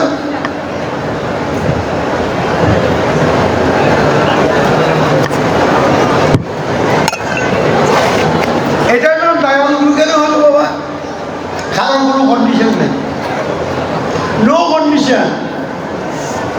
কন্ডিশনলেস যদি কোনো দীক্ষা পৃথিবীতে থাকে, একমাত্র কবিল্যদান, কবিল্যনাথের দীক্ষা। মনে রাখবেন, আমাদের ঠাকুর একমাত্র ব্যক্তি, একমাত্র ভগবান রূপে পৃথিবীতে আবির্ভূত হয়েছিলেন, যিনি বলতে পেরেছেন তোমার অসুস্থ কেন, আমাকে খেতে দিতে পারো। আর কোনো গুরু পারে না এ কথা বলতে, একমাত্র রাম ঠাকুর পেরেছিল, তাই তার নাম দয়াল গুরু। কোনো সত্য নাই, বুঝছো? তুমি কি আমিষ খাবে না নিরামিষ খাবে? তোমার তো যা খুশি তা খাই না। আমিষ খেলেও ঈশ্বরকে ভাইবে, নিরামিষ খেলেও ঈশ্বরকে। তাই বলছি বাবারা, আমরা সেই দয়াল গুরু আশ্রয়ে এসেছি। আমরা এমন ভাগ্যবান, আমরা সেই গুরুর কৃপা আজকে লাভ করব। তিনি 2টা নির্দেশ দিয়েছেন, 3টা নির্দেশ দিয়েছেন, 2টি আলোচনা হলো। আলোচনা এখনো শেষ হয় নাই। তাহলে আমাদের না খেয়ে আসা উচিত নয়। কি খেয়ে আসা উচিত? যারা খেয়ে আসছো, ভাত খাই এসছো কে কে? ভাত খাই কে কে আসছো? কেউ আসো না ভাত খেয়ে? হ্যাঁ, ওই দুটি ফোলা করে দেখা ইয়ে কি লিখে নিতে এসছে নি? ইয়ে ভাত 50 টাকা খাইলে কি অসুবিধে? ভাত না খাই এসছো না, যাও একটা অন্তত বাঁচাইছো, বুঝলি? তবে কি খাওয়া যাবে এটা মনে রেখো। নিজের ঘরে নিরামিষ চুলায় লবণ ছাড়া রুটি বানিয়ে খাওয়া যায়, রেস্টুরেন্টের নয়, নিজের ঘর লবণ ছাড়া। আর দুধ, ফল, বাদাম, যে বাদামের তেল নাই, লবণ নাই। আর কি খাওয়া যায়? গুড়ের ছাতু আর চা খাওয়া যায়। যারা ভাত না খাই থাকতে পারো অনেকে, কিন্তু চা না খাই থাকতে পারে না। তাই চা একটা ফাঁকা বিশেষ, খালি এমন কোনো ক্ষতি নেই। কথা বুঝছো? চা কি আমরা নেশা করার জন্য খাই? তো সেটা অপরাধ কি? তাই বাবারা এই 6টা জিনিস যে কোনো উপবাসে আমরা খেতে পারি, তাতে ঈশ্বর লাভটা তোমার সহজ হবে। কেন? কারণ আগে শক্তি, তারপর ভক্তি। তোমার দেহে যদি শক্তি না থাকে, ঈশ্বর ডাক হবে? তাই এটাকে বরাবর ভক্তি রাখতে হবে, একেবারে টাইট রাখতে হবে। তাহলে তুমি এবার চলো। যদি সিলিন্ডার ভর্তি থাকে, মাইলকে মাইল, কিলোমিটার কি কিলোমিটার চলো, কোনো অসুবিধা নেই। কথা বুঝছো? তাই আগে শক্তি, তারপর ভক্তি। নায়ম আত্মা বলহীন লভ্যতে, আত্মাকে লাভ করা, ঈশ্বরকে লাভ করা কোনো দুর্বলের কাজ নয়, দুর্বলের কাজ নয় বাবারা মায়েরা। তাহলে আমাদের 7 নম্বর সমস্যা হলো আমরা অন্নগত প্রাণ। আধা বেলা না খাইলে আমরা পারি না। 7 দিন যদি বা 1-2 সপ্তাহ যদি কাউকে একেবারে একটু জল না দাও, তিনি মায়ের মুখে চলে গেছেন বলতে পারো। কোনো ডাক্তার লাগবে না টেস্ট করার জন্য, তিনি মায়ের মুখে চলে গেছেন। এমনি জীবন আমাদের। তাই অন্নগত প্রাণ আমাদের। আর একটা সমস্যা কি? বিষয়গত মন। আমাদের মনটা শুধু বিষয়ের দিকে ধাবিত হয়। এই পৃথিবীর রূপ, রস, গন্ধ, লোভ, লালসা, কামনা, বাসনা, শুধু এইদিকে আমাদের মনটা ধাবিত হয়। যেই কাজে প্রভু আমাকে এখানে পৃথিবীতে পাঠিয়েছেন, যেই কাজে প্রভু আমাদেরকে পৃথিবীতে পাঠিয়েছেন, সেদিকে আমাদের মন যায় না, সেদিকে আমাদের মন আকর্ষিত হয় না। আমাদের প্রভু কি জন্য পাঠাইছেন? এই পৃথিবীতে দেখো লাখো কোটি প্রাণী আছে, এই সমস্ত প্রাণীগুলি মানুষের সেবা করতেছে। সমস্ত প্রাণী, সমস্ত কিছু মানুষের সেবা। আর মানুষকে কি কাজ দিয়েছেন? মানুষকে কাজ দিয়েছেন ঈশ্বর সেবা, গুরু সেবা। তার সমস্ত কর্মের মাঝে বসে থাকতে হবে না। আমার গুরুদেব এমন একটা সাধন পদ্ধতি দিয়েছেন, সারাদিন তোমার ঘরে বসে থাকতে হবে না, সমস্ত কর্ম ফেলে সমস্ত কর্মের মাঝে কিভাবে তুমি ঈশ্বরে যুক্ত থাকবে। 3 নম্বর কথায় আরো সহজ হবে, তোমার আরো সহজ হবে। তাই বলছি বাবারা, আমরা এইটা কথা মানতে হবে। হ্যাঁ, বিষয়গত মন আমাদের মন ঈশ্বরের দিকে ধাবিত হয় না, শুধু ছুটে যায় রূপ, রস, গন্ধ, লোভ, লালসা, কামনা, বাসনা। যেদিকে শিশু থেকে বুড়া পর্যন্ত তার মন ওই দিকে ছুটে। বুঝছো? এই কারণে আমরা এত শাস্ত্র পড়তে পারি না। তাই ভগবান সমস্ত শাস্ত্রের সার বস্তু ছোট্ট গীতাতে দিয়ে বললেন, সমস্ত শাস্ত্রগুলো যে বেদ উপনিষদ বললাম, সমস্ত শাস্ত্রের সার ভাগ এই ছোট্ট গীতাতে দিয়ে আমার ঠাকুর, আমাদের ভগবান বললেন, গীতা সুগীতা কর্তব্যা কিমন্য শাস্ত্র বিস্তরই ইয়া স্বয়ং পদ্মনাবশ্য মুখবদ্ধ বিনিশ্চিতা। গীতাকে উত্তম রূপে পাঠ করো, তাহলে পৃথিবীর আর কোনো শাস্ত্র তুমি পাঠ করতে না পারলেও এই মানব জীবন তোমার ব্যর্থ হবে না। শুধু এইটা যদি বা, কারণ এটা স্বয়ং ভগবানের মুখনিসৃত বাণী। এটা বাইরে থেকে কিনলে 400 টাকা কিনবে, 500 টাকা কিনবে, এখানে অর্ধেক দামে পাবে। এখান থেকে কিনলে অর্ধেক দাম। কারণ আমরা প্রকাশকের সাথে সেই টাই করেছি, একসাথে আমরা একটা লট কিনবো, আপনি আমাকে কি রেটে দিতে পারবেন। তাই বাবারা, এইখান থেকে তুমি চিপ নিতে পারো একেবারে অর্ধেক দামে। বাইরে থেকে কিনলে 400-500 টাকা। বাবারা মায়েরা, গীতা যদি না পড়লে জীবনকে তুমি ব্যর্থ করবে, ব্যর্থ। কারণ পৃথিবীতে যা করেছো, যা করছো, কিছু তোমার সাথী হবে না। সাথী হবে শুধু কর্মফল। তোমার পরবর্তী জীবনের সাথী হবে তোমার কর্মফল, সুকর্ম কুকর্ম। আর কি সাথী হবে?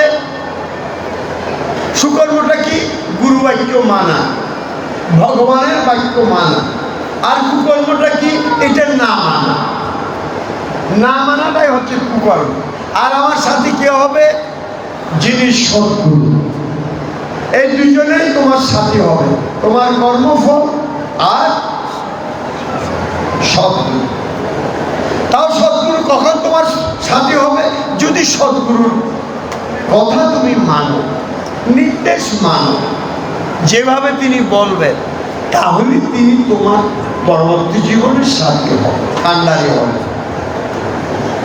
তাই বাবারা, তাই আমাদের কাজ হলো শুধু ঈশ্বর সাধনা। পশুতে মানুষের কোনো পার্থক্য নাই। পশু খায়, মানুষও খেতে হয়। পশু ঘুমায়, মানুষকে ঘুমাইতে হয়। পশু ভয় পায়, মানুষকে ভয় পায়, মানুষ আরো বেশি ভয় পায়। যার কাছে অ্যাটম বোম আছে, এটা আরো বেশি ভয় পায়। মানুষ পশুর কাছে হাত পা চোখ না কাছে মানুষেরও আছে। পশু ছেলে মেয়ে আছে, মানুষেরও আছে। তাইলে পশু আর মানুষ পার্থক্য কি হইল? কি পার্থক্য হইল? মানুষ কেন শ্রেষ্ঠ হইল? কারণ মানুষকে তিনি একটা গুণ বেশি দিয়েছেন, একটা। সেটা কি? জ্ঞান। কি কি দিয়েছেন? আত্মজ্ঞান লাভের শক্তি দিয়েছেন। আত্মজ্ঞান লাভের শক্তি পৃথিবীতে কোনো প্রাণীকে আমার ভগবান দেন নাই, শুধু মানুষকে দিয়েছেন। তাই মানুষ শ্রেষ্ঠ। আর এই আত্মজ্ঞান লাভে যদি তুমি চেষ্টা না করলে, লাভ না করলে, তাহলে জ্ঞানবিহীনা পশুবি সমানা। এই জ্ঞানবিহীন যখন মানুষ হয়, তখন তিনি পশুর সমান হয়। এটাই শাস্ত্রের ব্যাখ্যা।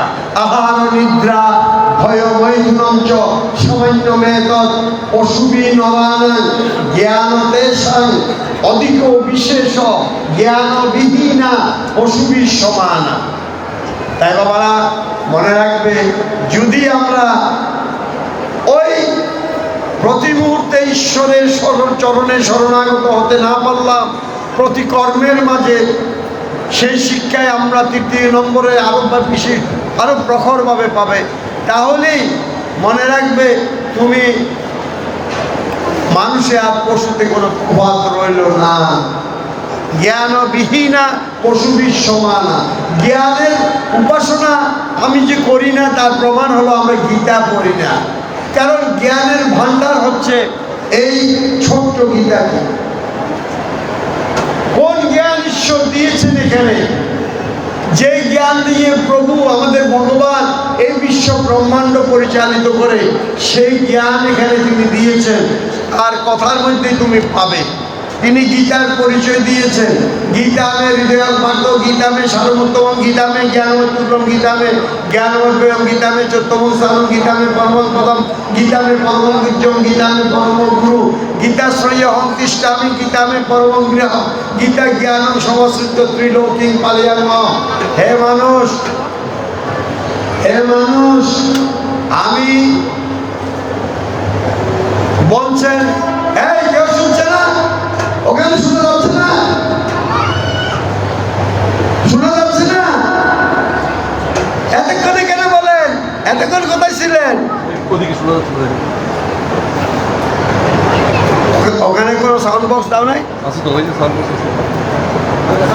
কি না শুনো, তাহলে তোমার খানের মধ্যে কোনো সমস্যা হয়েছে? সারাদিন যে মোবাইল রাখো এখানে, এখানে মোবাইলে লাগে রাখো যে, এটা শুনেন না? শুনবে কেমনে? তোমার খান তো গেছে কই? খান তো হারাই ফেলছ। আস্তে আস্তে সব হারাইবে, খান হারাইবে। ব্রেইন তো এখন নাই বলতে চলে। হিন্দুদের কোনো ব্রেইন নাই, ব্রেইনলেস। হিন্দু ছেলেদের এখন কোনো ব্রেইন, কারণ আমি বহুদিন ছেলে পড়াইছি, দেখছি আমি হিন্দুদের ছেলেদের এখন কোনো ব্রেইন নেই, ব্রেইনলেস। তার তুলনায় অন্যরা অনেক বেশি ব্রেইন। তাই বাবারা, এত করে এত বড় চিৎকার করে তাহলে শুনে না, দেখছেন?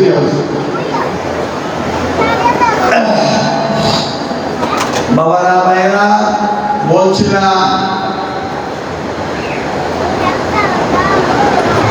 আসলে কিছু করার নাই, কারণ তোমাকে আমি এখানে নিয়ে আসার মতো এখানে কোনো পরিস্থিতি নাই, এখন কোনো পরিস্থিতি এখানে নাই, বুঝছো? কিছু করতে পারছি না, দুঃখিত। বলছিলাম বাবারা মায়েরা, আমাদের ভগবান বলছেন গীতামে গীতামে সাধুতম গীতামে জ্ঞানটুকুম গীতামে জ্ঞানমুদ্রম গীতামে চতুর্থ স্থান গীতামে পরম পদম গীতামে পরম পূজ্যম গীতামে পরম গুরু গীতাশ্রয় অন্তিষ্ঠামি গীতামে পরম গৃহম গীতা জ্ঞানম সমাশ্রিত ত্রিলোকিং পালয়ামহম।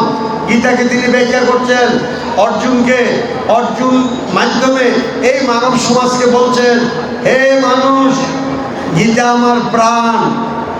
ভগবান বলছেন গীতা আমার প্রাণ, আর তুমি হিন্দুরা কি বলছো? মোবাইল আমার প্রাণ। আর দিকে এসে মোবাইল ছাড়তে পারি না। আমি তো দেখতেছি না কে কি করতেছে, তারা তো এখানে এসে কাম করতেছে, তারা তো এখানে এসে রেখা কাম করতেছে। একবার আমার দিকে চাইলে 3টা চাই মোবাইলের দিকে, সব জায়গায় আমি দেখেছি। সুতরাং আমরা দোয়া তুলসী কথা নয়, হিন্দু তো সব জায়গায় একই রকম, হিন্দুরা সাঁতার দেশে গেলে একই রকম। তাই বাবারা মায়েরা, আমরা বলতেছি যে আমার প্রাণ মোবাইল, প্রাণ বোমরা হচ্ছে মোবাইলে, আর ভগবান বলছেন গীতা আমার প্রাণ। তাই আমরা গীতা পড়ি না। ভগবানের কথা তাই কি উচিত? ভগবান তো আমার মুঠের ভিতর।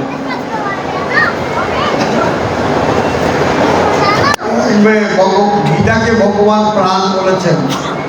গীতা আমার সার জ্ঞান, গীতা আমার শ্রেষ্ঠ জ্ঞান, গীতা আমার অব্যয় জ্ঞান, গীতা আমার পরম পদ, গীতা আমার গুজ্জ জ্ঞান, গীতা আমার গুরু। গীতাকে ভগবান বলতেছে গীতাবে পরম গুরু। আর তোমরা বলো যে তোমার মোবাইল হচ্ছে গুরু, তাই তুমি গীতা পড়তে পারো না। মোবাইল কি গুরু বানিয়েছো বিদায়। মোবাইল দরকার আছে, কিন্তু আমরা করছি মিস ইউজ। মোবাইল এখন এই জগতে খুব প্রয়োজনীয় একটা বস্তু, কিন্তু মিস ইউজ করছি সকাল থেকে রাত পর্যন্ত, রাতে 3টা 4টা পর্যন্ত। কোন জ্ঞানে সমৃদ্ধ হয়েছ? একটা প্রশ্ন জিজ্ঞেস করলে উত্তর দিতে পারো না। তোমার 9-10 ছাত্ররা যখন জিজ্ঞেস করি যে হোয়াট ইজ ইউর নেম, এটা কোন সেন্টেন্স, তাই বলো তো পারে না। যখন জিজ্ঞেস করি হোয়াট আর কনভার্সন স্পিচ, বলো তো পারে না।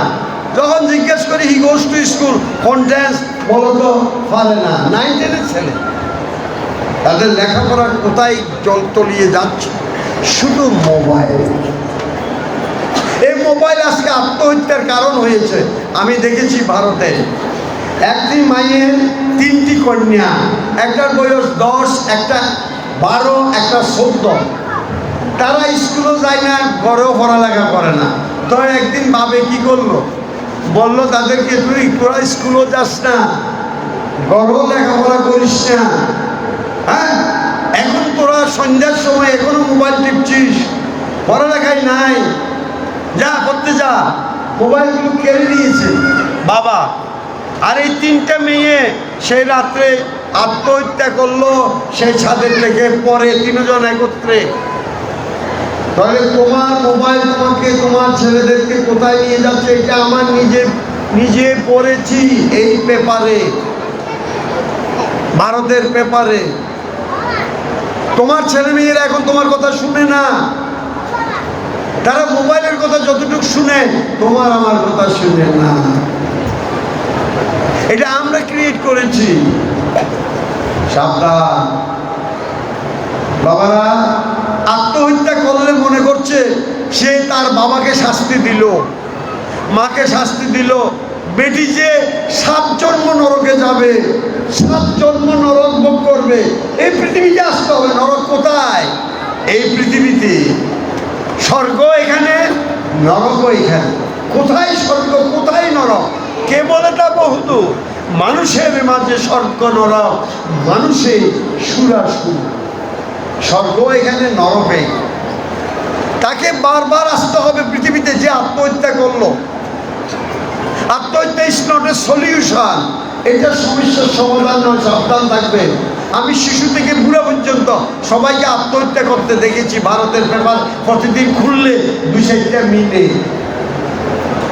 তাই বাবারা মায়েরা, তাই বলছিলাম গীতাকে আমার ভগবান বলছেন গুরু। আর গীতা অব্যয় জ্ঞান। অব্যয় জ্ঞান অর্থ কি বাবা? এই যে আমরা তোমাদের দেখো সকলের নারী আছে, বাড়ি আছে, গাড়ি আছে, ব্যাংক ব্যালেন্স আছে, টনে টনে তোমরা লেখাপড়া করছো, লেখাপড়া করছো। এতগুলি সম্পদ থাকতেও কিন্তু এগুলি তোমাকে সুখ দেবে কতক্ষণ? যতক্ষণ এই দেহে প্রাণ আছে, যতক্ষণ প্রভু এই দেহে আছেন, এই নারী বাড়ি গাড়ি ব্যাংক ব্যালেন্স লেখাপড়া এগুলি তোমাকে সুখ দেবে। কিন্তু যেই মুহূর্তে কইছো সাইলেন্সের দিকে কথা কয়ে না সারে দিকে অমনোযোগী হলে কিছু হয় না, জিরো হয় না। নিজের সাথে নিজ মনোযোগী হবে, আমার সাথে নয়। বাবারা মায়েরা, বলছিলাম গীতা যারা আত্মহত্যা করেছেন তাকে 7 জন্ম পৃথিবীতে বারবার জন্ম নিতে হবে, 7 বার। কোনো সময় হয়তো তার চোখ থাকবে না, কোনো সময় হাত থাকবে না, কোনো সময় পা থাকবে না, কোনো সময় হয়তো তার ব্রেন থাকবে না, কোনো সময় তোর বাকশক্তি থাকবে না। এইভাবে 7 বার পৃথিবীতে নরক যন্ত্রণা ভোগ করে সে পৃথিবীকে বিদায় দেবে। তাইলে এক মুহূর্তের ভাবের কথা তুমি সহ্য করতে পারো নাই, তুমি 7 জন্মের দুঃখকে গ্রহণ করলে, বরণ করলে। আমাদের শিশু থেকে বুড়া পর্যন্ত এটা জেনে রাখা উচিত। আমি বুড়াকেও দেখেছি, এক বুড়া তার বউ তারে দুধের চায়ের মধ্যে দুধ দেয় নেই, চা সকালে সবাইকে দিয়েছে, তারা দেয় নেই। এ কয় কিরে দুধ দাও না কেন? আমি দুধ ছাড়া চা খাই না। বউই কয় বাবা তুমি তো ডাক্তার মানা করছে, চায়ের খেতে মানা করছে, তোমার লিভারের সমস্যা, না দাও। আমি আমি আমি দুধ ছাড়া চা খাই। এখন বউ তারপরও দেয় নেই। এতে সেদিনেই গিয়ে তোর মাথা দিছে, সেই দিনেই গিয়ে এটার বারের খবর। একেবারে লাস্ট স্টেজ তার জীবন, 7 জন্মের নরকতে দেখে আনলো। মনে রাখবে, আত্মহত্যা কোনো সলিউশন নয়। ক্ষণিকের এই জীবন কেন আমরা নিজে নিজে শেষ করে দেব? সাবধান, প্রভুর শরণাগত যদি হতে পারো সমস্ত সমস্যার সমাধান হবে। শুধু এই 3টে কথা মনে হবে, আর কিছু শরণাগত হইবে। বাবারা মায়েরা, তাই ভগবান বলছেন গীতা আমার গুরু। আর কি বলছেন? গীতার মধ্যে আমি থাকি, গীতা শ্রয়ে হং কৃষ্টা। আমি গীতার মধ্যেই থাকি। গীতা আমি পরম গৃহ, গীতা আমার ঘর। গীতা জ্ঞানম সমাশ্রিত ত্রিলৌকিক পালিয়ামহম। আমি এই জগৎকে পরিপালন করি, ত্রিভুবন। শুধু বিশ্ব একটা নয়, কোটি বিশ্ব আছে বলছে। এই কোটি বিশ্ব আমি পালন করি গীতার জ্ঞান দিয়ে। কোটি বিশ্ব আমি পালন করি গীতার জ্ঞান দিয়ে। আমাদের একটা দেহ আমরা পালন করতে পারলাম না, সেই গীতার জ্ঞান দিয়ে। আর ভগবান বলছেন এই জ্ঞান দিয়েই আমি বিশ্ব পালন করি। কই সূর্য চন্দ্র কেউ তো একটু এদিক সেদিক হচ্ছে না, উদয় হতে অস্ত হতে। গীতা জ্ঞান কি মহা জ্ঞান এখানে দিয়েছে, সে আলোচনায় তো আমি যেতে পারছি না, সময় নাই। কোন জ্ঞান এখানে দিয়েছেন একবার পরে দেখো। তাই প্রতিদিন একটু গীতা পাঠ করবে। সে সকালে পারো, দুপুরে পারো, রাত্রে পারো। সে স্নান করে করতে হবে না, কাপড় বদলিয়ে করতে হবে না। তুমি যখন খুশি আধা পৃষ্ঠা পারো, 1 পৃষ্ঠা পারো, 1 শ্লোক পারো, 10 শ্লোক পারো, কিন্তু সিরিয়ালি পড়বে, সিরিয়ালি। না হলে 1 শ্লোক প্রতিদিন পড়ে গেলে তুমি গীতা সম্বন্ধে জানবে না। তাই গীতাটা তোমার ভিতরে ঢুকাতে হবে, বড় বড় কথা না, ভিতরে ঢুকাতে হবে। সেই অনুযায়ী জীবনকে গঠন করতে হবে। তাই গীতা আমাদের পড়তে হবে। তিনি 2টা জিনিস দিয়েছেন আমাদের, মাত্র 3টা, তার মধ্যে 2টা বলা হল। আমরা প্রতিদিন ভগবানের মুখনিসৃত বাণী গীতাটা পাঠ করবো যা পারি, আর ঠাকুরের নিজের হাতে লিখিত বেদবাণীটা যতটুকু পারি আমরা পড়ব। এই দুটা কাজ আমাদের জন্য আজ থেকে কম্পালসারি, ম্যান্ডেটরি, অব্লিগেটরি করতে হবে, কোনো ব্যত্যয় ঘটে যেন না ঘটে, তাহলে আমাদের এই জীবন মধুময় হবে, সন্দেহ না। আর 3 নম্বর কথাটি শেষে বলবো, বাবারা যারা গীতা এখনো পড়ে নাই তাদের সম্বন্ধে আমার ভগবান কি বলছেন এই গীতাই বলেছেন। যারা গীতা এখনো পড়ে নাই তাদের সম্বন্ধে ভগবান বলছেন, ভগবান কি বলছেন, এটারা শুধু খারে ডাকে। আমার জল খাইতে যাচ্ছে, ওনাদেরকে জল দেবো। হ্যাঁ, এদিকে জল দাও, প্রত্যেকে জল নিয়ে আসো। জল দিয়ে শেষ করতে পারি এখন তো 5 জনে ডাকে, তখন দেখবে 100 জনে ডাকে। বাবারা বলছিলাম গীতা দ্বারা বর্ণনায় সম্বন্ধে ভগবান বলছেন চাতুর্বর্ণ্যং মায়া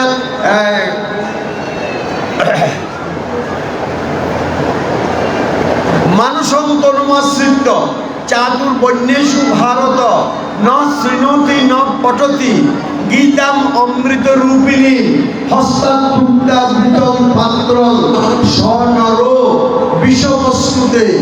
যিনি মনুষ্য জন্ম লাভ করে, ব্রাহ্মণ, ক্ষত্রিয়, বৈশ্য, শূদ্র, এই 4 জাতের মধ্যে এক জাতে আমরা আছি প্রত্যেকে। তাই মনুষ্য জীবন লাভ করে আমরা যারা গীতা পড়লাম না প্রতিদিন, বা শুনলাম না, যারা পড়তে পারি না মোবাইলে, তাহলে তারা কেমন? তারা অমৃতরূপ গীতাকে ফেলে দিয়ে বিষ পান করেছে। তারা অমৃতরূপ গীতাটাকে ফেলে দিয়ে তারা বিষ পান করেছে। এটা কেন বললাম যে তোমরা আত্মহত্যা করেছো, এবার বুঝে দেখো। এটা ভগবানের এই কথা, কারণ গীতা জ্ঞান তোমার সাথে যাবে, আর কোনো কিছু তোমার সাথে যাবে না। তোমার কর্মফল, সুকর্ম কুকর্ম, এই গীতা হচ্ছে সুকর্ম, গীতা পড়া। তাই বাবারা এই সব উচ্চারণ হলে তো কিছুই হবে না, দেরি হবে। তোমাদের মন যদি এইভাবে উচ্চাটন হয়, না খাই আসছো কেন? তোমারে কে ইয়ে দিছে, খিরা দিছে যে প্রতিজ্ঞা করেছে না খেয়ে যেতে হবে?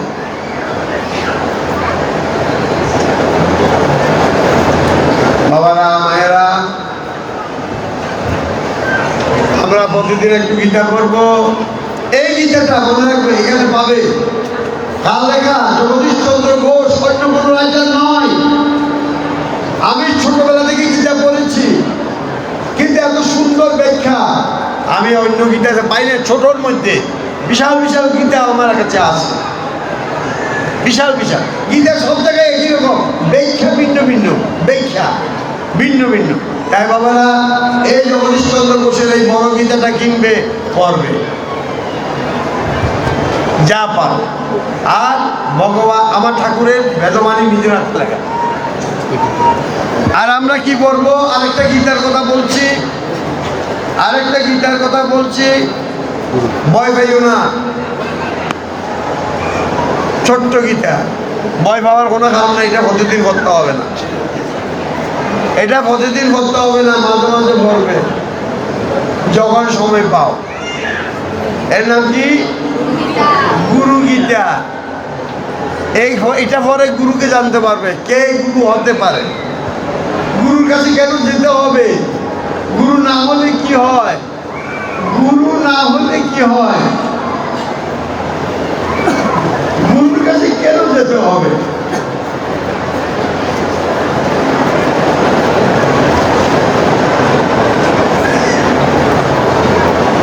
গুরুর কাছে আমাদের কেন যেতে হবে এটা জানবে।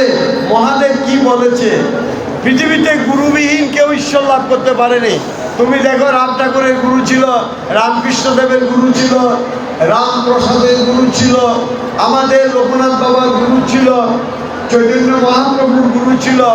গুরুবিহীন কেউ ঈশ্বর লাভ করতে পারেনি। তাই বাবারা, গুরুই হচ্ছে ঈশ্বর লাভের একমাত্র উপায়। সেই গুরুকে চিনতে হবে। এই গুরুর কাছে এই কারণে আমাদের আসতে হয়, মানব জীবনের সময় থাকতে এটা আসতে হয়, সময় গেলে নয়। সময় গেলে সাধন হবে না। তাই বাবারা, গুরু এবং কোন গুরুর দীক্ষা নেবে সেটা মহাদেব এখানে বলেছেন। সদ্গুরুর দীক্ষা নিতে হবে। কেমন সদ্গুরু? সদ্গুরু আমি চিনব কীভাবে? সেই 8টা লক্ষণ এখানে আমাদের দেবাদিদেব মহাদেব বর্ণনা করেছেন। পার্বতী মা তাকে জিজ্ঞেস করেছিলেন যে সদ্গুরু চেনার উপায় কি? তখন তিনি 8টা লক্ষণ বর্ণনা করেছেন। এই 8টি লক্ষণের ব্যাখ্যা এখানে দেওয়া হবে। এই 8টা লক্ষণের দ্বারা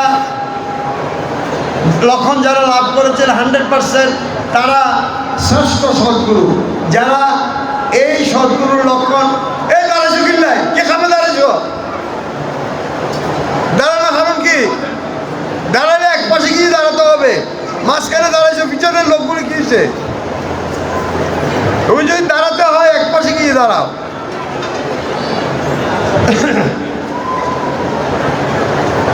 এত সকালে কত ধরে গেল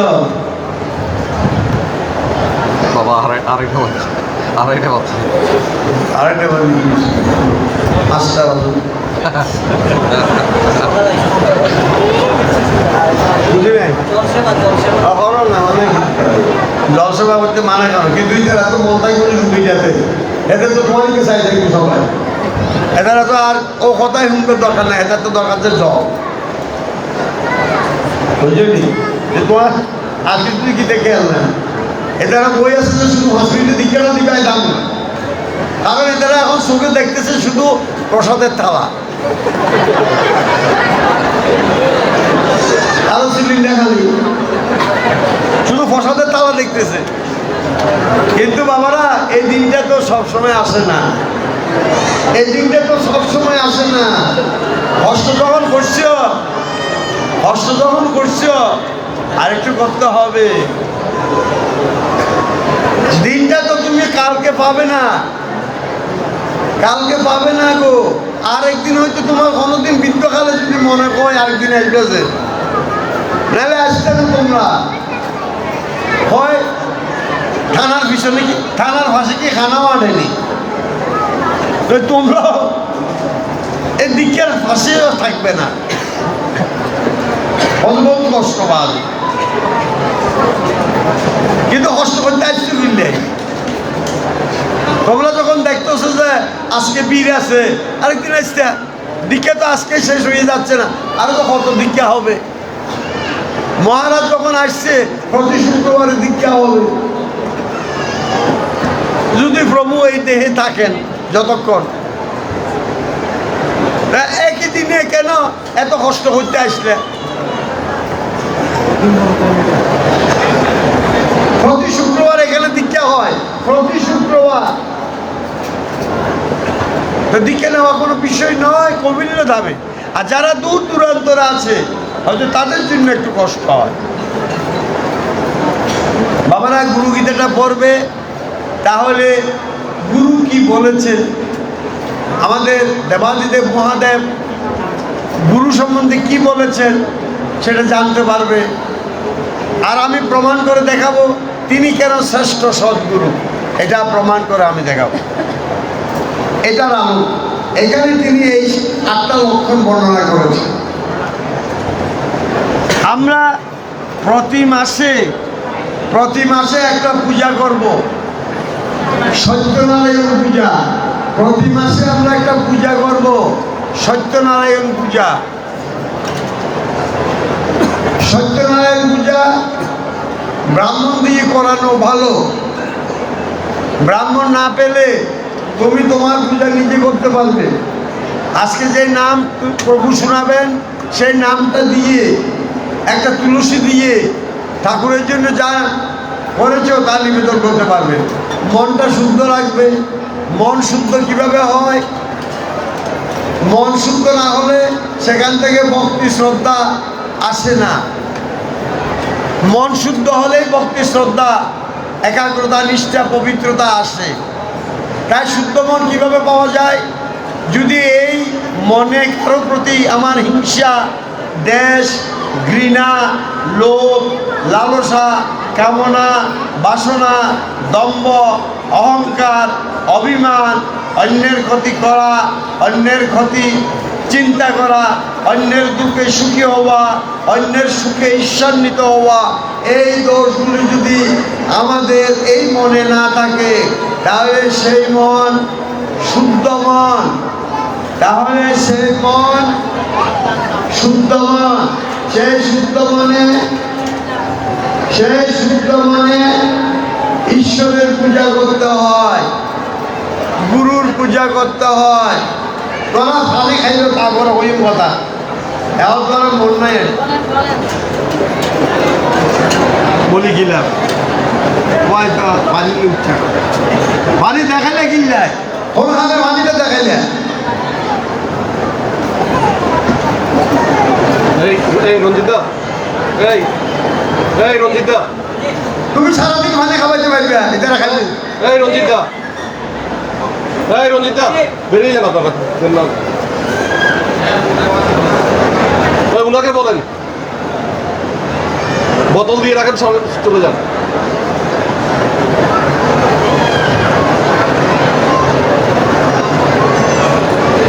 এবার আমি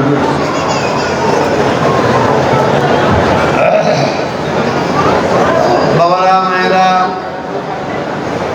কথাগুলি আমার জন্য বলছি না, তোমাদের যখন দেখি যে অমনোযোগী, কথাগুলি বলে লাভ নাই। উলুবনে মুক্তা চুরি কি লাভ? আমরা সন্ধ্যা পর্যন্ত যাদবপুর আশ্রম কলকাতায় দীক্ষা দিছি না, যখন যেদিন প্রতিষ্ঠা বার্ষিকী, এই সকাল থেকে সন্ধ্যা পর্যন্ত দফে দফে আমরা দীক্ষা দিয়েছি না, কিন্তু সেখানে তো মানুষ বসতে পারে 400 লোক মাত্র। ওই আশ্রমে যে জায়গাটা আছে মাত্র 400 লোক বসতে পারে, আজকে তো এখানে 1,500 লোককে বসাইছে। সেই ধরনের স্পেস করে দিয়েছেন আমাদের একজন মহান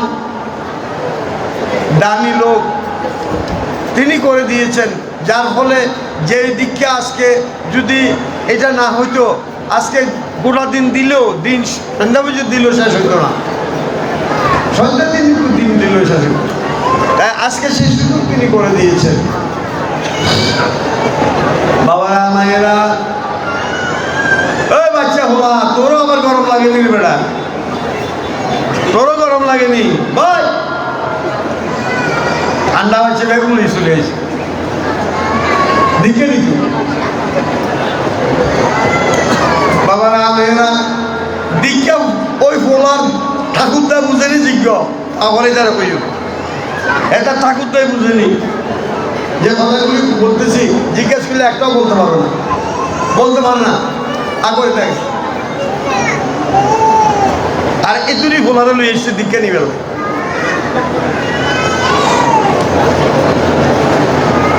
একদিকে স্যাঁ একদিকে ব্যাঁ, এখানে দীক্ষা। বাবারা, মায়েরা, তাই মনে রাখবেন, এই সত্যনারায়ণ পূজাটা মাসে একবার পূর্ণিমা তিথিতে, সত্যনারায়ণকে কখনো ছেড়ো না। এই কলিযুগে শ্রেষ্ঠ পূজা সত্যনারায়ণ পূজা আমার ঠাকুর বলেছেন। তাই এই সত্যনারায়ণ পূজাটা প্রতি পূর্ণিমা তিথিতে, সংক্রান্তিতে পালন করতে পারো, তবে পূর্ণিমা তিথির মাস আমরা পূজাটা করব, পাঁচালিটা পড়ব। আর লাস্ট বই সংকলন, এটা প্রতিদিন করতে হবে না। আমরা কি কি বই করবো প্রতিদিন? বড় করি জল খাইও এখনো গলার মধ্যে ইয়ে হইল না, শক্তি হইল না। হ্যাঁ, আর যারা খাইছে তুমি না খাও না। প্রতিদিন আমরা পড়বো বেদবাণী, খাললেখা, খাললেখা রাম ঠাকুরের লেখা নিজের হাতে। আর ভগবত গীতা পড়বো খাললেখা। শ্রীমদ ভগবত গীতা হলো বেদ উপনিষদের বাণী, ভগবানের মুখ নিঃসৃত বাণী। বেদ উপনিষদের বাণী খুব কঠিন, আমাদের ভগবান সর্বজ্ঞ, তাই তিনি তাই নিজ সহজভাবে সংস্কৃতে এই গীতাতে তিনি সেটা উপস্থাপন করেছেন অতি সহজভাবে। লুসিড সংস্কৃত ল্যাঙ্গুয়েজে এমন সুন্দর। আমরা যারা সংস্কৃত পড়তে পারবো তারা বাংলা পড়বো, কোনো অসুবিধা নেই, বাংলা পড়বো। কিন্তু শিশু থেকে বুড়া আমি দেখেছি ক্লাস 4-এর মধ্যে আমি একটা ছেলেকে 8 অধ্যায় গীতা মুখস্থ করিয়েছি। 8 অধ্যায় না 11 অধ্যায় 11 অধ্যায় গীতা মুখস্থ করিয়েছি মাত্র ক্লাস 4-এর মধ্যে। যেদিন বাল্য শিক্ষা শেষ হয়েছে বিদ্যাসাগর মহাশয়, সেদিন থেকে গীতা শুরু হয়েছে। আমার এই ভাতিজা বা আমার যারা ভাড়াটিয়া আমার বাড়িতে ছিল, সেই ছেলেগুলিকে আমি ক্লাস 4-এর মধ্যে আমি 11 অধ্যায় গীতা মুখস্থ করাতে পেরেছি। কারণ বাল্য শিক্ষা যার জ্ঞান হয়েছে তার গীতা পড়া সহজ, এর বেশি কিছু লাগে না। বলছো বাবারা মেয়েরা, আমাকে ডাকতেছে তুই কারণ যাই কুঞ্জ বোঝো। ইনি কেমন আপনাদের শত্রু দেখেন, আপনাদেরকে ঠকাতে বলতেছেন। ওনারা খেতে বসেছেন, ওনাদের না খাওয়াইয়ে তুলে দিতে বলতেছেন। কিরে বাবা, অর্ধ ফেটে খাওয়া কি ভালো? পুরা ফেটে খেতে হবে না? আর উনি বলছেন ওনাদেরকে বিদায় দেন। কি দুঃখে বললেন এই কথা? আমি তো সন্ধ্যা পর্যন্ত চিৎকার করব যদি তারা খায়। আমার বয়স কি তাদের বয়স কি? আমার এই বয়সে আছে কজন এখানে? তাই বলছি বাবারা, আমরা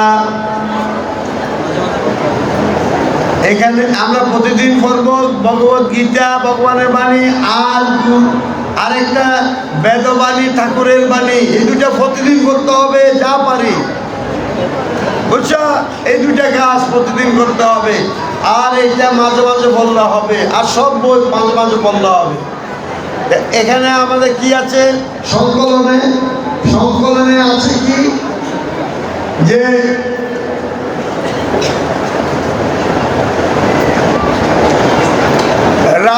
রাম ঠাকুরের স্তোত্র, রামের স্তোত্র, কবীন্দ্রনাথের স্তোত্র। আমার ঠাকুর যখন জন্মগ্রহণ করেছিলেন তখন তার নাম রাখা হয়েছে রাম। এটা সে রামের চিত্র। যখন তিনি জন্মগ্রহণ করেছিলেন কেউ তাকে রাম বলতেন, কেউ রামভাই বলতেন, কেউ রামচন্দ্রদেব বলতেন, বুঝছো? আর যখন তিনি সিদ্ধি লাভ করলেন, 48 বছর সাধনায় সিদ্ধি লাভ করলেন, তখন তিনি হয়েছেন এই কৈবল্যনাথ। তখন তিনি হয়েছেন এই কৈবল্যনাথ 48 বছর সাধনার পর, সিদ্ধি লাভের পর, অষ্টশক্তি লাভের পর। আর পরবর্তীকালে তিনি হয়েছেন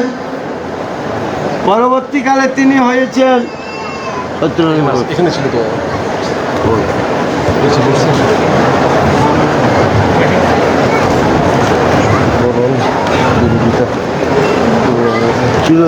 এখানে তো হ্যাঁ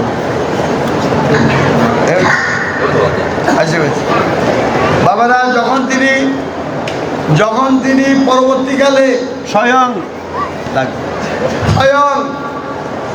ভগবান রূপে আবির্ভূত হলেন কলকাতার এই এক বাড়িতে সত্যনারায়ণ রূপে, তখন এই রূপে আমরা তার পূজা করি।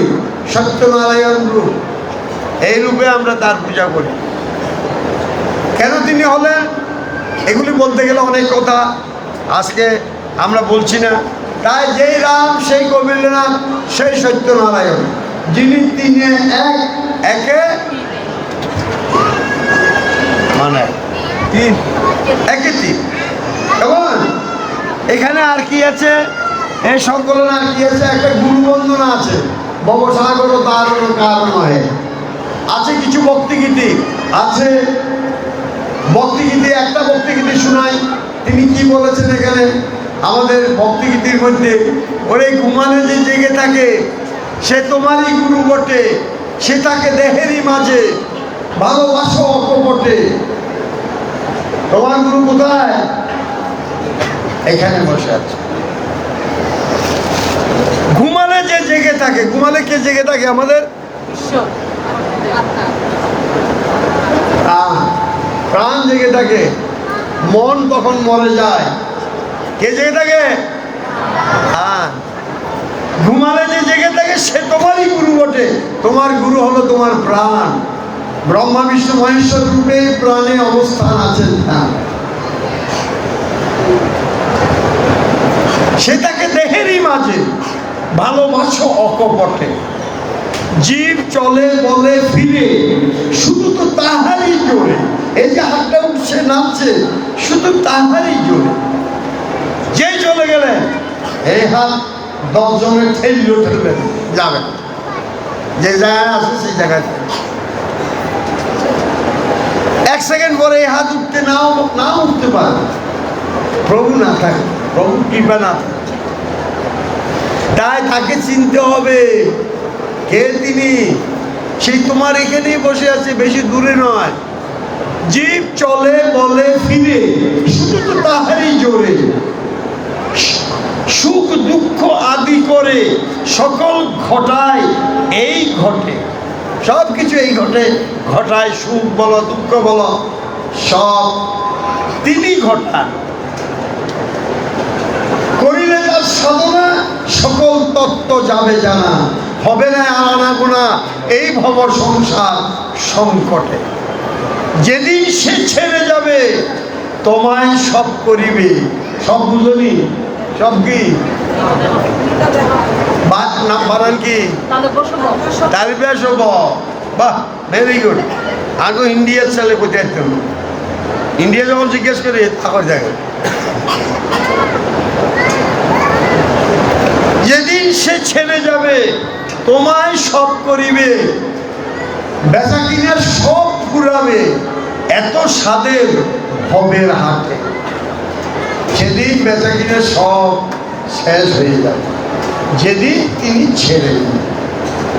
তাই তাকে চিনতে হবে। তিনি প্রাণ রূপে আমাদের সবার মধ্যে রয়েছে। বলছে বাবারা বেশি দূরে নয়।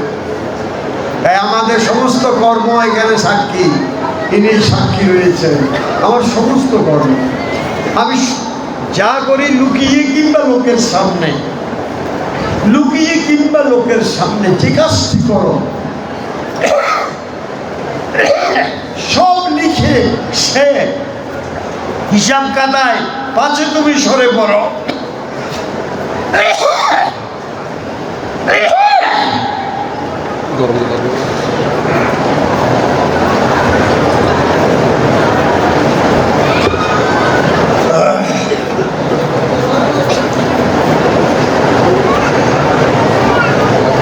তুমি পাঁচে সরে করো, লুকিয়ে কিংবা লোকের সামনে যে কাজটি করো সব লিখেছে হিসাব খাতা। এখানে একটা হিসাব খাতা আছে, এখানে একটা কম্পিউটার আছে। এই কম্পিউটারে উঠে যাচ্ছে সব তোমার সমস্ত কর্মকাণ্ড। ঠকানোর কোনো উপায় নাই, বুঝছো? তাই বলছি বাবারা, আমরা এই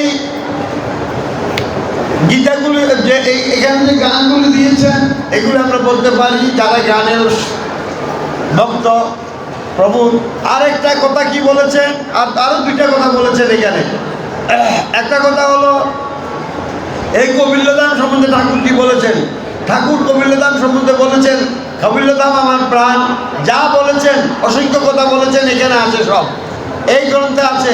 লাস্টে পরে দেখো এই ধামকে তিনি কেন শ্রেষ্ঠত্ব দিয়েছেন। তিনি বলছেন কবিল্যদাম আমার প্রাণ। ভগবান বলেছেন গীতা আমার প্রাণ। আমার ঠাকুর বলছেন কৈবল্যধাম আমার প্রাণ। পৃথিবীতে আর কোন ধামকে প্রাণ বলে না, তার জন্মভূমিকে বলে নাই। আমি চিরকাল এই ধামে থাকবো, এই ধাম ছেড়ে আমি কোথাও যাব না। পৃথিবীতে বহু তীর্থস্থান আমি ঘুরেছি, কিন্তু কৈবল্য ধামের মতো এমন শ্রেষ্ঠ পবিত্র তীর্থস্থান আমি পাইনি। এই ধামে সকল দেবদেবীর বাস। এই ধামে ঠাকুর 3 দিন 3 রাত কাটিয়েছেন, মাত্র 3 দিন 3 রাত। এরপরে ঠাকুরকে কেউ আনতে পারেনি, মাত্র 3 দিন 3 রাত। আর কোন ধামে আশ্রমে ঠাকুর যান নাই।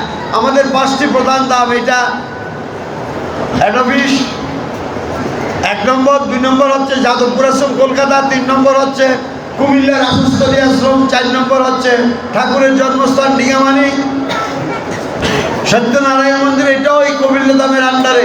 যদিও কিছু সন্ত্রাসী, কিছু লোভী প্রতারক ব্যবসায়ী আজকে সেই ধামকে কলুষিত করে রেখেছে। আজকে ঠাকুর সেখানে নাই, কারণ ঠাকুর বেদবাণীতে বলেছেন যেখানে কৈবল্যনাথ তথা তার মহারাজের অনুমতি নাই, সেই উৎসব আসুরিক উৎসব, সেই উৎসব শিবহীন যজ্ঞ, সেই উৎসব দক্ষ যজ্ঞ। তাই যেখানে কৈবল্যনাথের সেখানে সত্যনারায়ণ দূরবর্তী হয়ে যান। যেখানে কর্তাভিমান, যেখানে দম্ভ, যেখানে অহংকার, যেখানে মিথ্যাচার, যেখানে লোভ, যেখানে প্রতারণা, মিথ্যাচার, যেখানে ঠাকুর নির্দেশনা লঙ্ঘন করে, সেখানে সত্যনারায়ণ থাকেন না। তাই ওই ডিঙামানিকে সত্যনারায়ণ মন্দির আজকে ঠাকুর শূন্য। কারণ কিছু দম্ভ, দাম্ভিক, অহংকারী, ভোগী, কামান্ধ, ঠাকুরের নির্দেশ লঙ্ঘনকারী ব্যক্তিরা আজকে ওই ধামকে কবজা করে রেখেছে, ব্যবসা করছে ওই ধামকে। ওখানে যারা গিয়েছ তারা পাপ করেছ এখন, কেননা ঠাকুর সেখানে নাই বলছে, তাই সেটা হবে পাপ। আমরা যাব একদিন যখন সন্ত্রাস মুক্ত হবে, যেদিন ঠাকুরকে সেখানে প্রতিষ্ঠা করতে পারবো, সেদিন সবাইকে নিয়ে যাব। শুধু বাংলাদেশ নয়, গোটা ভারত বাংলাদেশের লোককে নিয়ে যাব। তাই বলছি বাবারা, যেখানে ঠাকুরের নির্দেশ লঙ্ঘিত হয়, লোভ, লালসা, কামনা, বাসনা, দম্ভ, অহংকার, অভিমান, আম্বরিয়া ভাব, সেখানে ঠাকুর বলছেন আমি সেখানে থাকি না। সত্যনারায়ণ সেখানে দূরভূত হয়ে যান, দূরবর্তী হয়ে যান। তার বাণীতে বারবার বলেছে, বারবার।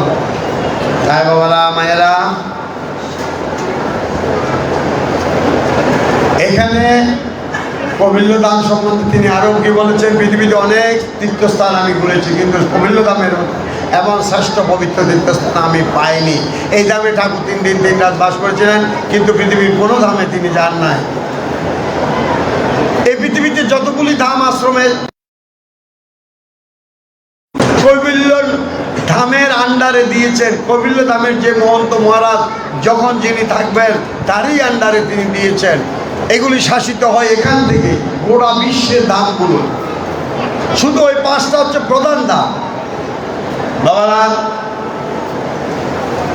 এখানে আর আছে কি, ঠাকুরের নাম দেওয়ার অধিকার কার?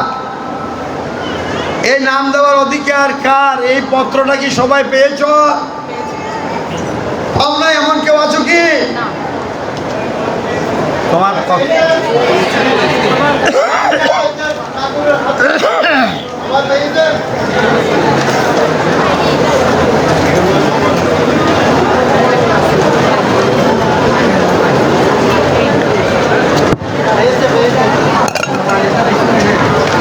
বাবারা, please silence, please silence, please.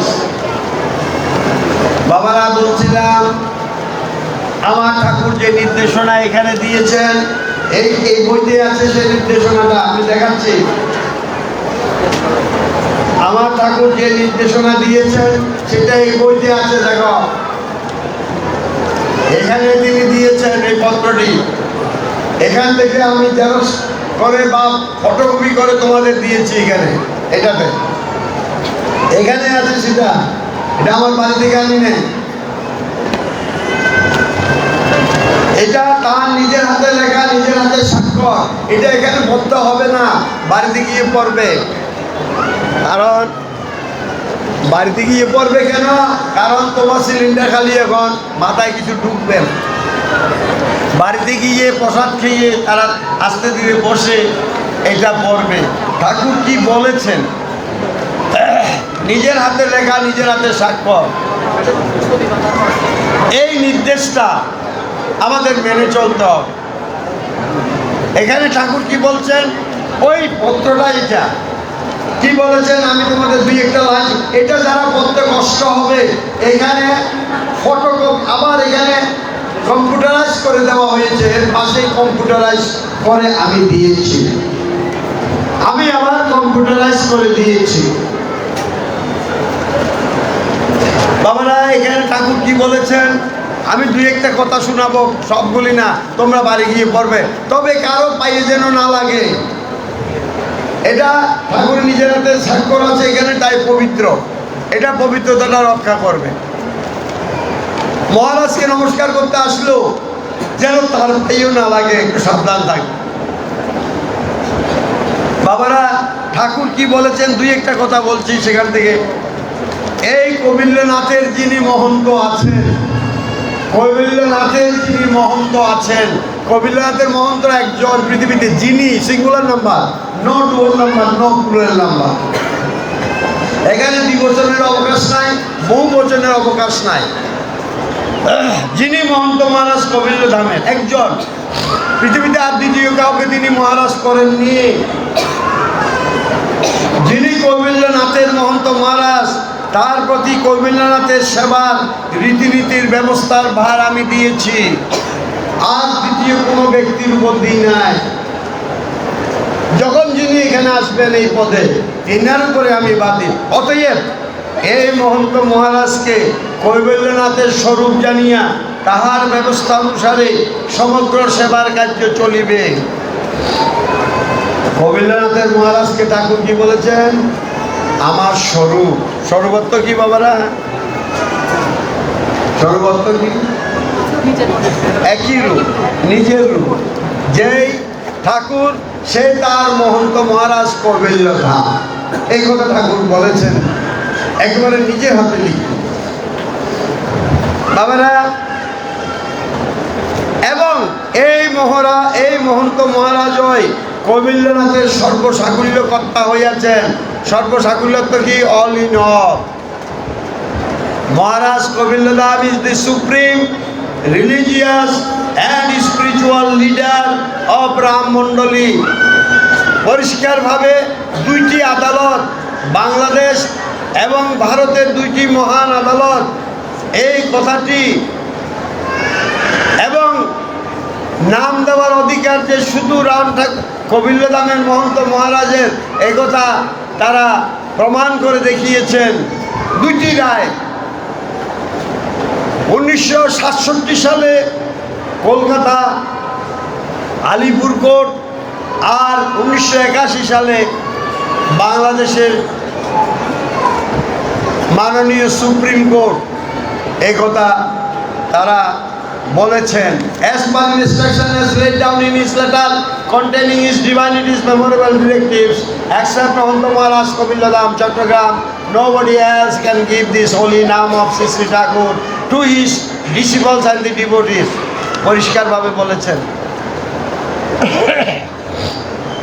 ঠাকুরের এই নির্দেশের আলোকে কৌবিল্যনাথের মহন্ত মহারাজ ব্যতীত এই বিশ্বে তার কোনো ভক্ত শিষ্যকে এই নাম আর কারো দেওয়ার অধিকার নাই। আবার সেখানে তিনি আবার জোর দিলেন, এমফাসাইজ করলেন ওই বিজ্ঞ বিচারক মণ্ডলী, only Maharaj Kaubildya Dham Chattogram is entitled to give this holy name of Sri Sri Thakur to his intending disciples and the devotees. একমাত্র মহারাজ কৈবল্য ধাম তার শিষ্যবর্গকে এই নাম দেওয়ার অধিকার সংরক্ষণ করেন, একমাত্র। পরিষ্কার দুইটা রায়ে একই কথা, একটা 67, একটা 81। There is a gulf of difference, সময়ের ডিফারেন্স, কিন্তু একই কথা, একই তথ্য দিয়েছে। তাই বাবারা, লাস্টে ঠাকুর কি বললেন? এই নিয়ম পালন করা এই নিয়ম পালন করা আমাদের সকল রাম ভক্তদের কর্তব্য।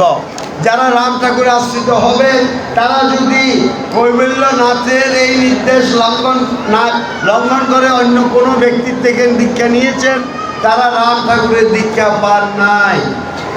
ঠাকুর নিজেই বললেন, আমি বলি নাই। তাই যারা অতীতে আমরা ভুল করেছি তাদের জন্য এই পত্রটি আমি দিয়েছি। এখানে একটা লাস্টে যেটা দিয়েছি পরপৃষ্ঠায়, সেখানে কারা কবিল্য ধামের মহন্ত মহারাজ তোমার বাম দিকে, আর কারা এই যাবৎ আমাদের অনেক ভক্তকে ঠকিয়েছে এই বিশ্ব ব্রহ্মাণ্ডের, যাদের নাম দেওয়ার অধিকার ঠাকুর দেন নাই, সেই লোকগুলো রয়েছে ডান দিকে। তাই আমাদের চেনার সুবিধার জন্য ভবিষ্যতে যেন কেউ না ঠকো, এই কারণে প্রত্যেকের হাতে আমি এটা তুলে দিয়েছি। মনে রাখবে, আজকে বিশ্বে এই লোকগুলিকে আমি এতটুকু জায়গায় এনেছি, যারা আগে সমস্ত বিশ্বকে তারা ঠকাতো, আজকে তারা হয়তো মুষ্টিমেয় কয়েকটি মন্দিরকে কবজা করে রেখেছে ওই সন্ত্রাসীরা। গোটা ভারত বাংলাদেশে ঠাকুরের এই পত্রটি আমি প্রতিটি জায়গায় ব্যাখ্যা করেছি। তারা 4-5 ঘন্টা সেই কথা শুনে আসামে, এই ত্রিপুরায় শুধু সমস্যা হয় কলকাতাকে নিয়ে, কারণ তারা সৈয়দ বংশ।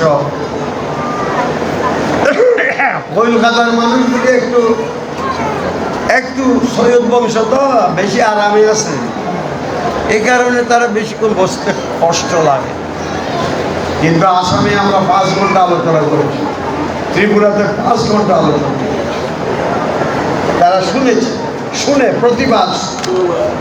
বাবারা মায়েরা, তাই বলছি, এই দীক্ষা পৃথিবীর আর কারো থেকে নেওয়ার সুযোগ ঠাকুর রাখেন নাই। তিনি 2 জন মহারাজ বসিয়ে দেখিয়ে গেলেন যে এরা নাম দেওয়ার অধিকারী নয়। প্রথম মহারাজ 1930 সালে হরিপদ বন্দ্যোপাধ্যায়কে তিনি এনেছিলেন আসামের ডিপু থেকে, যেটা কয়লার খনি অঞ্চল, কোল ইন্ডিয়া বলা হয় যেটাকে, আসামের লিডু। সেখানে আমরা এবারও দীক্ষা দিয়েছি, প্রতিবার যায়।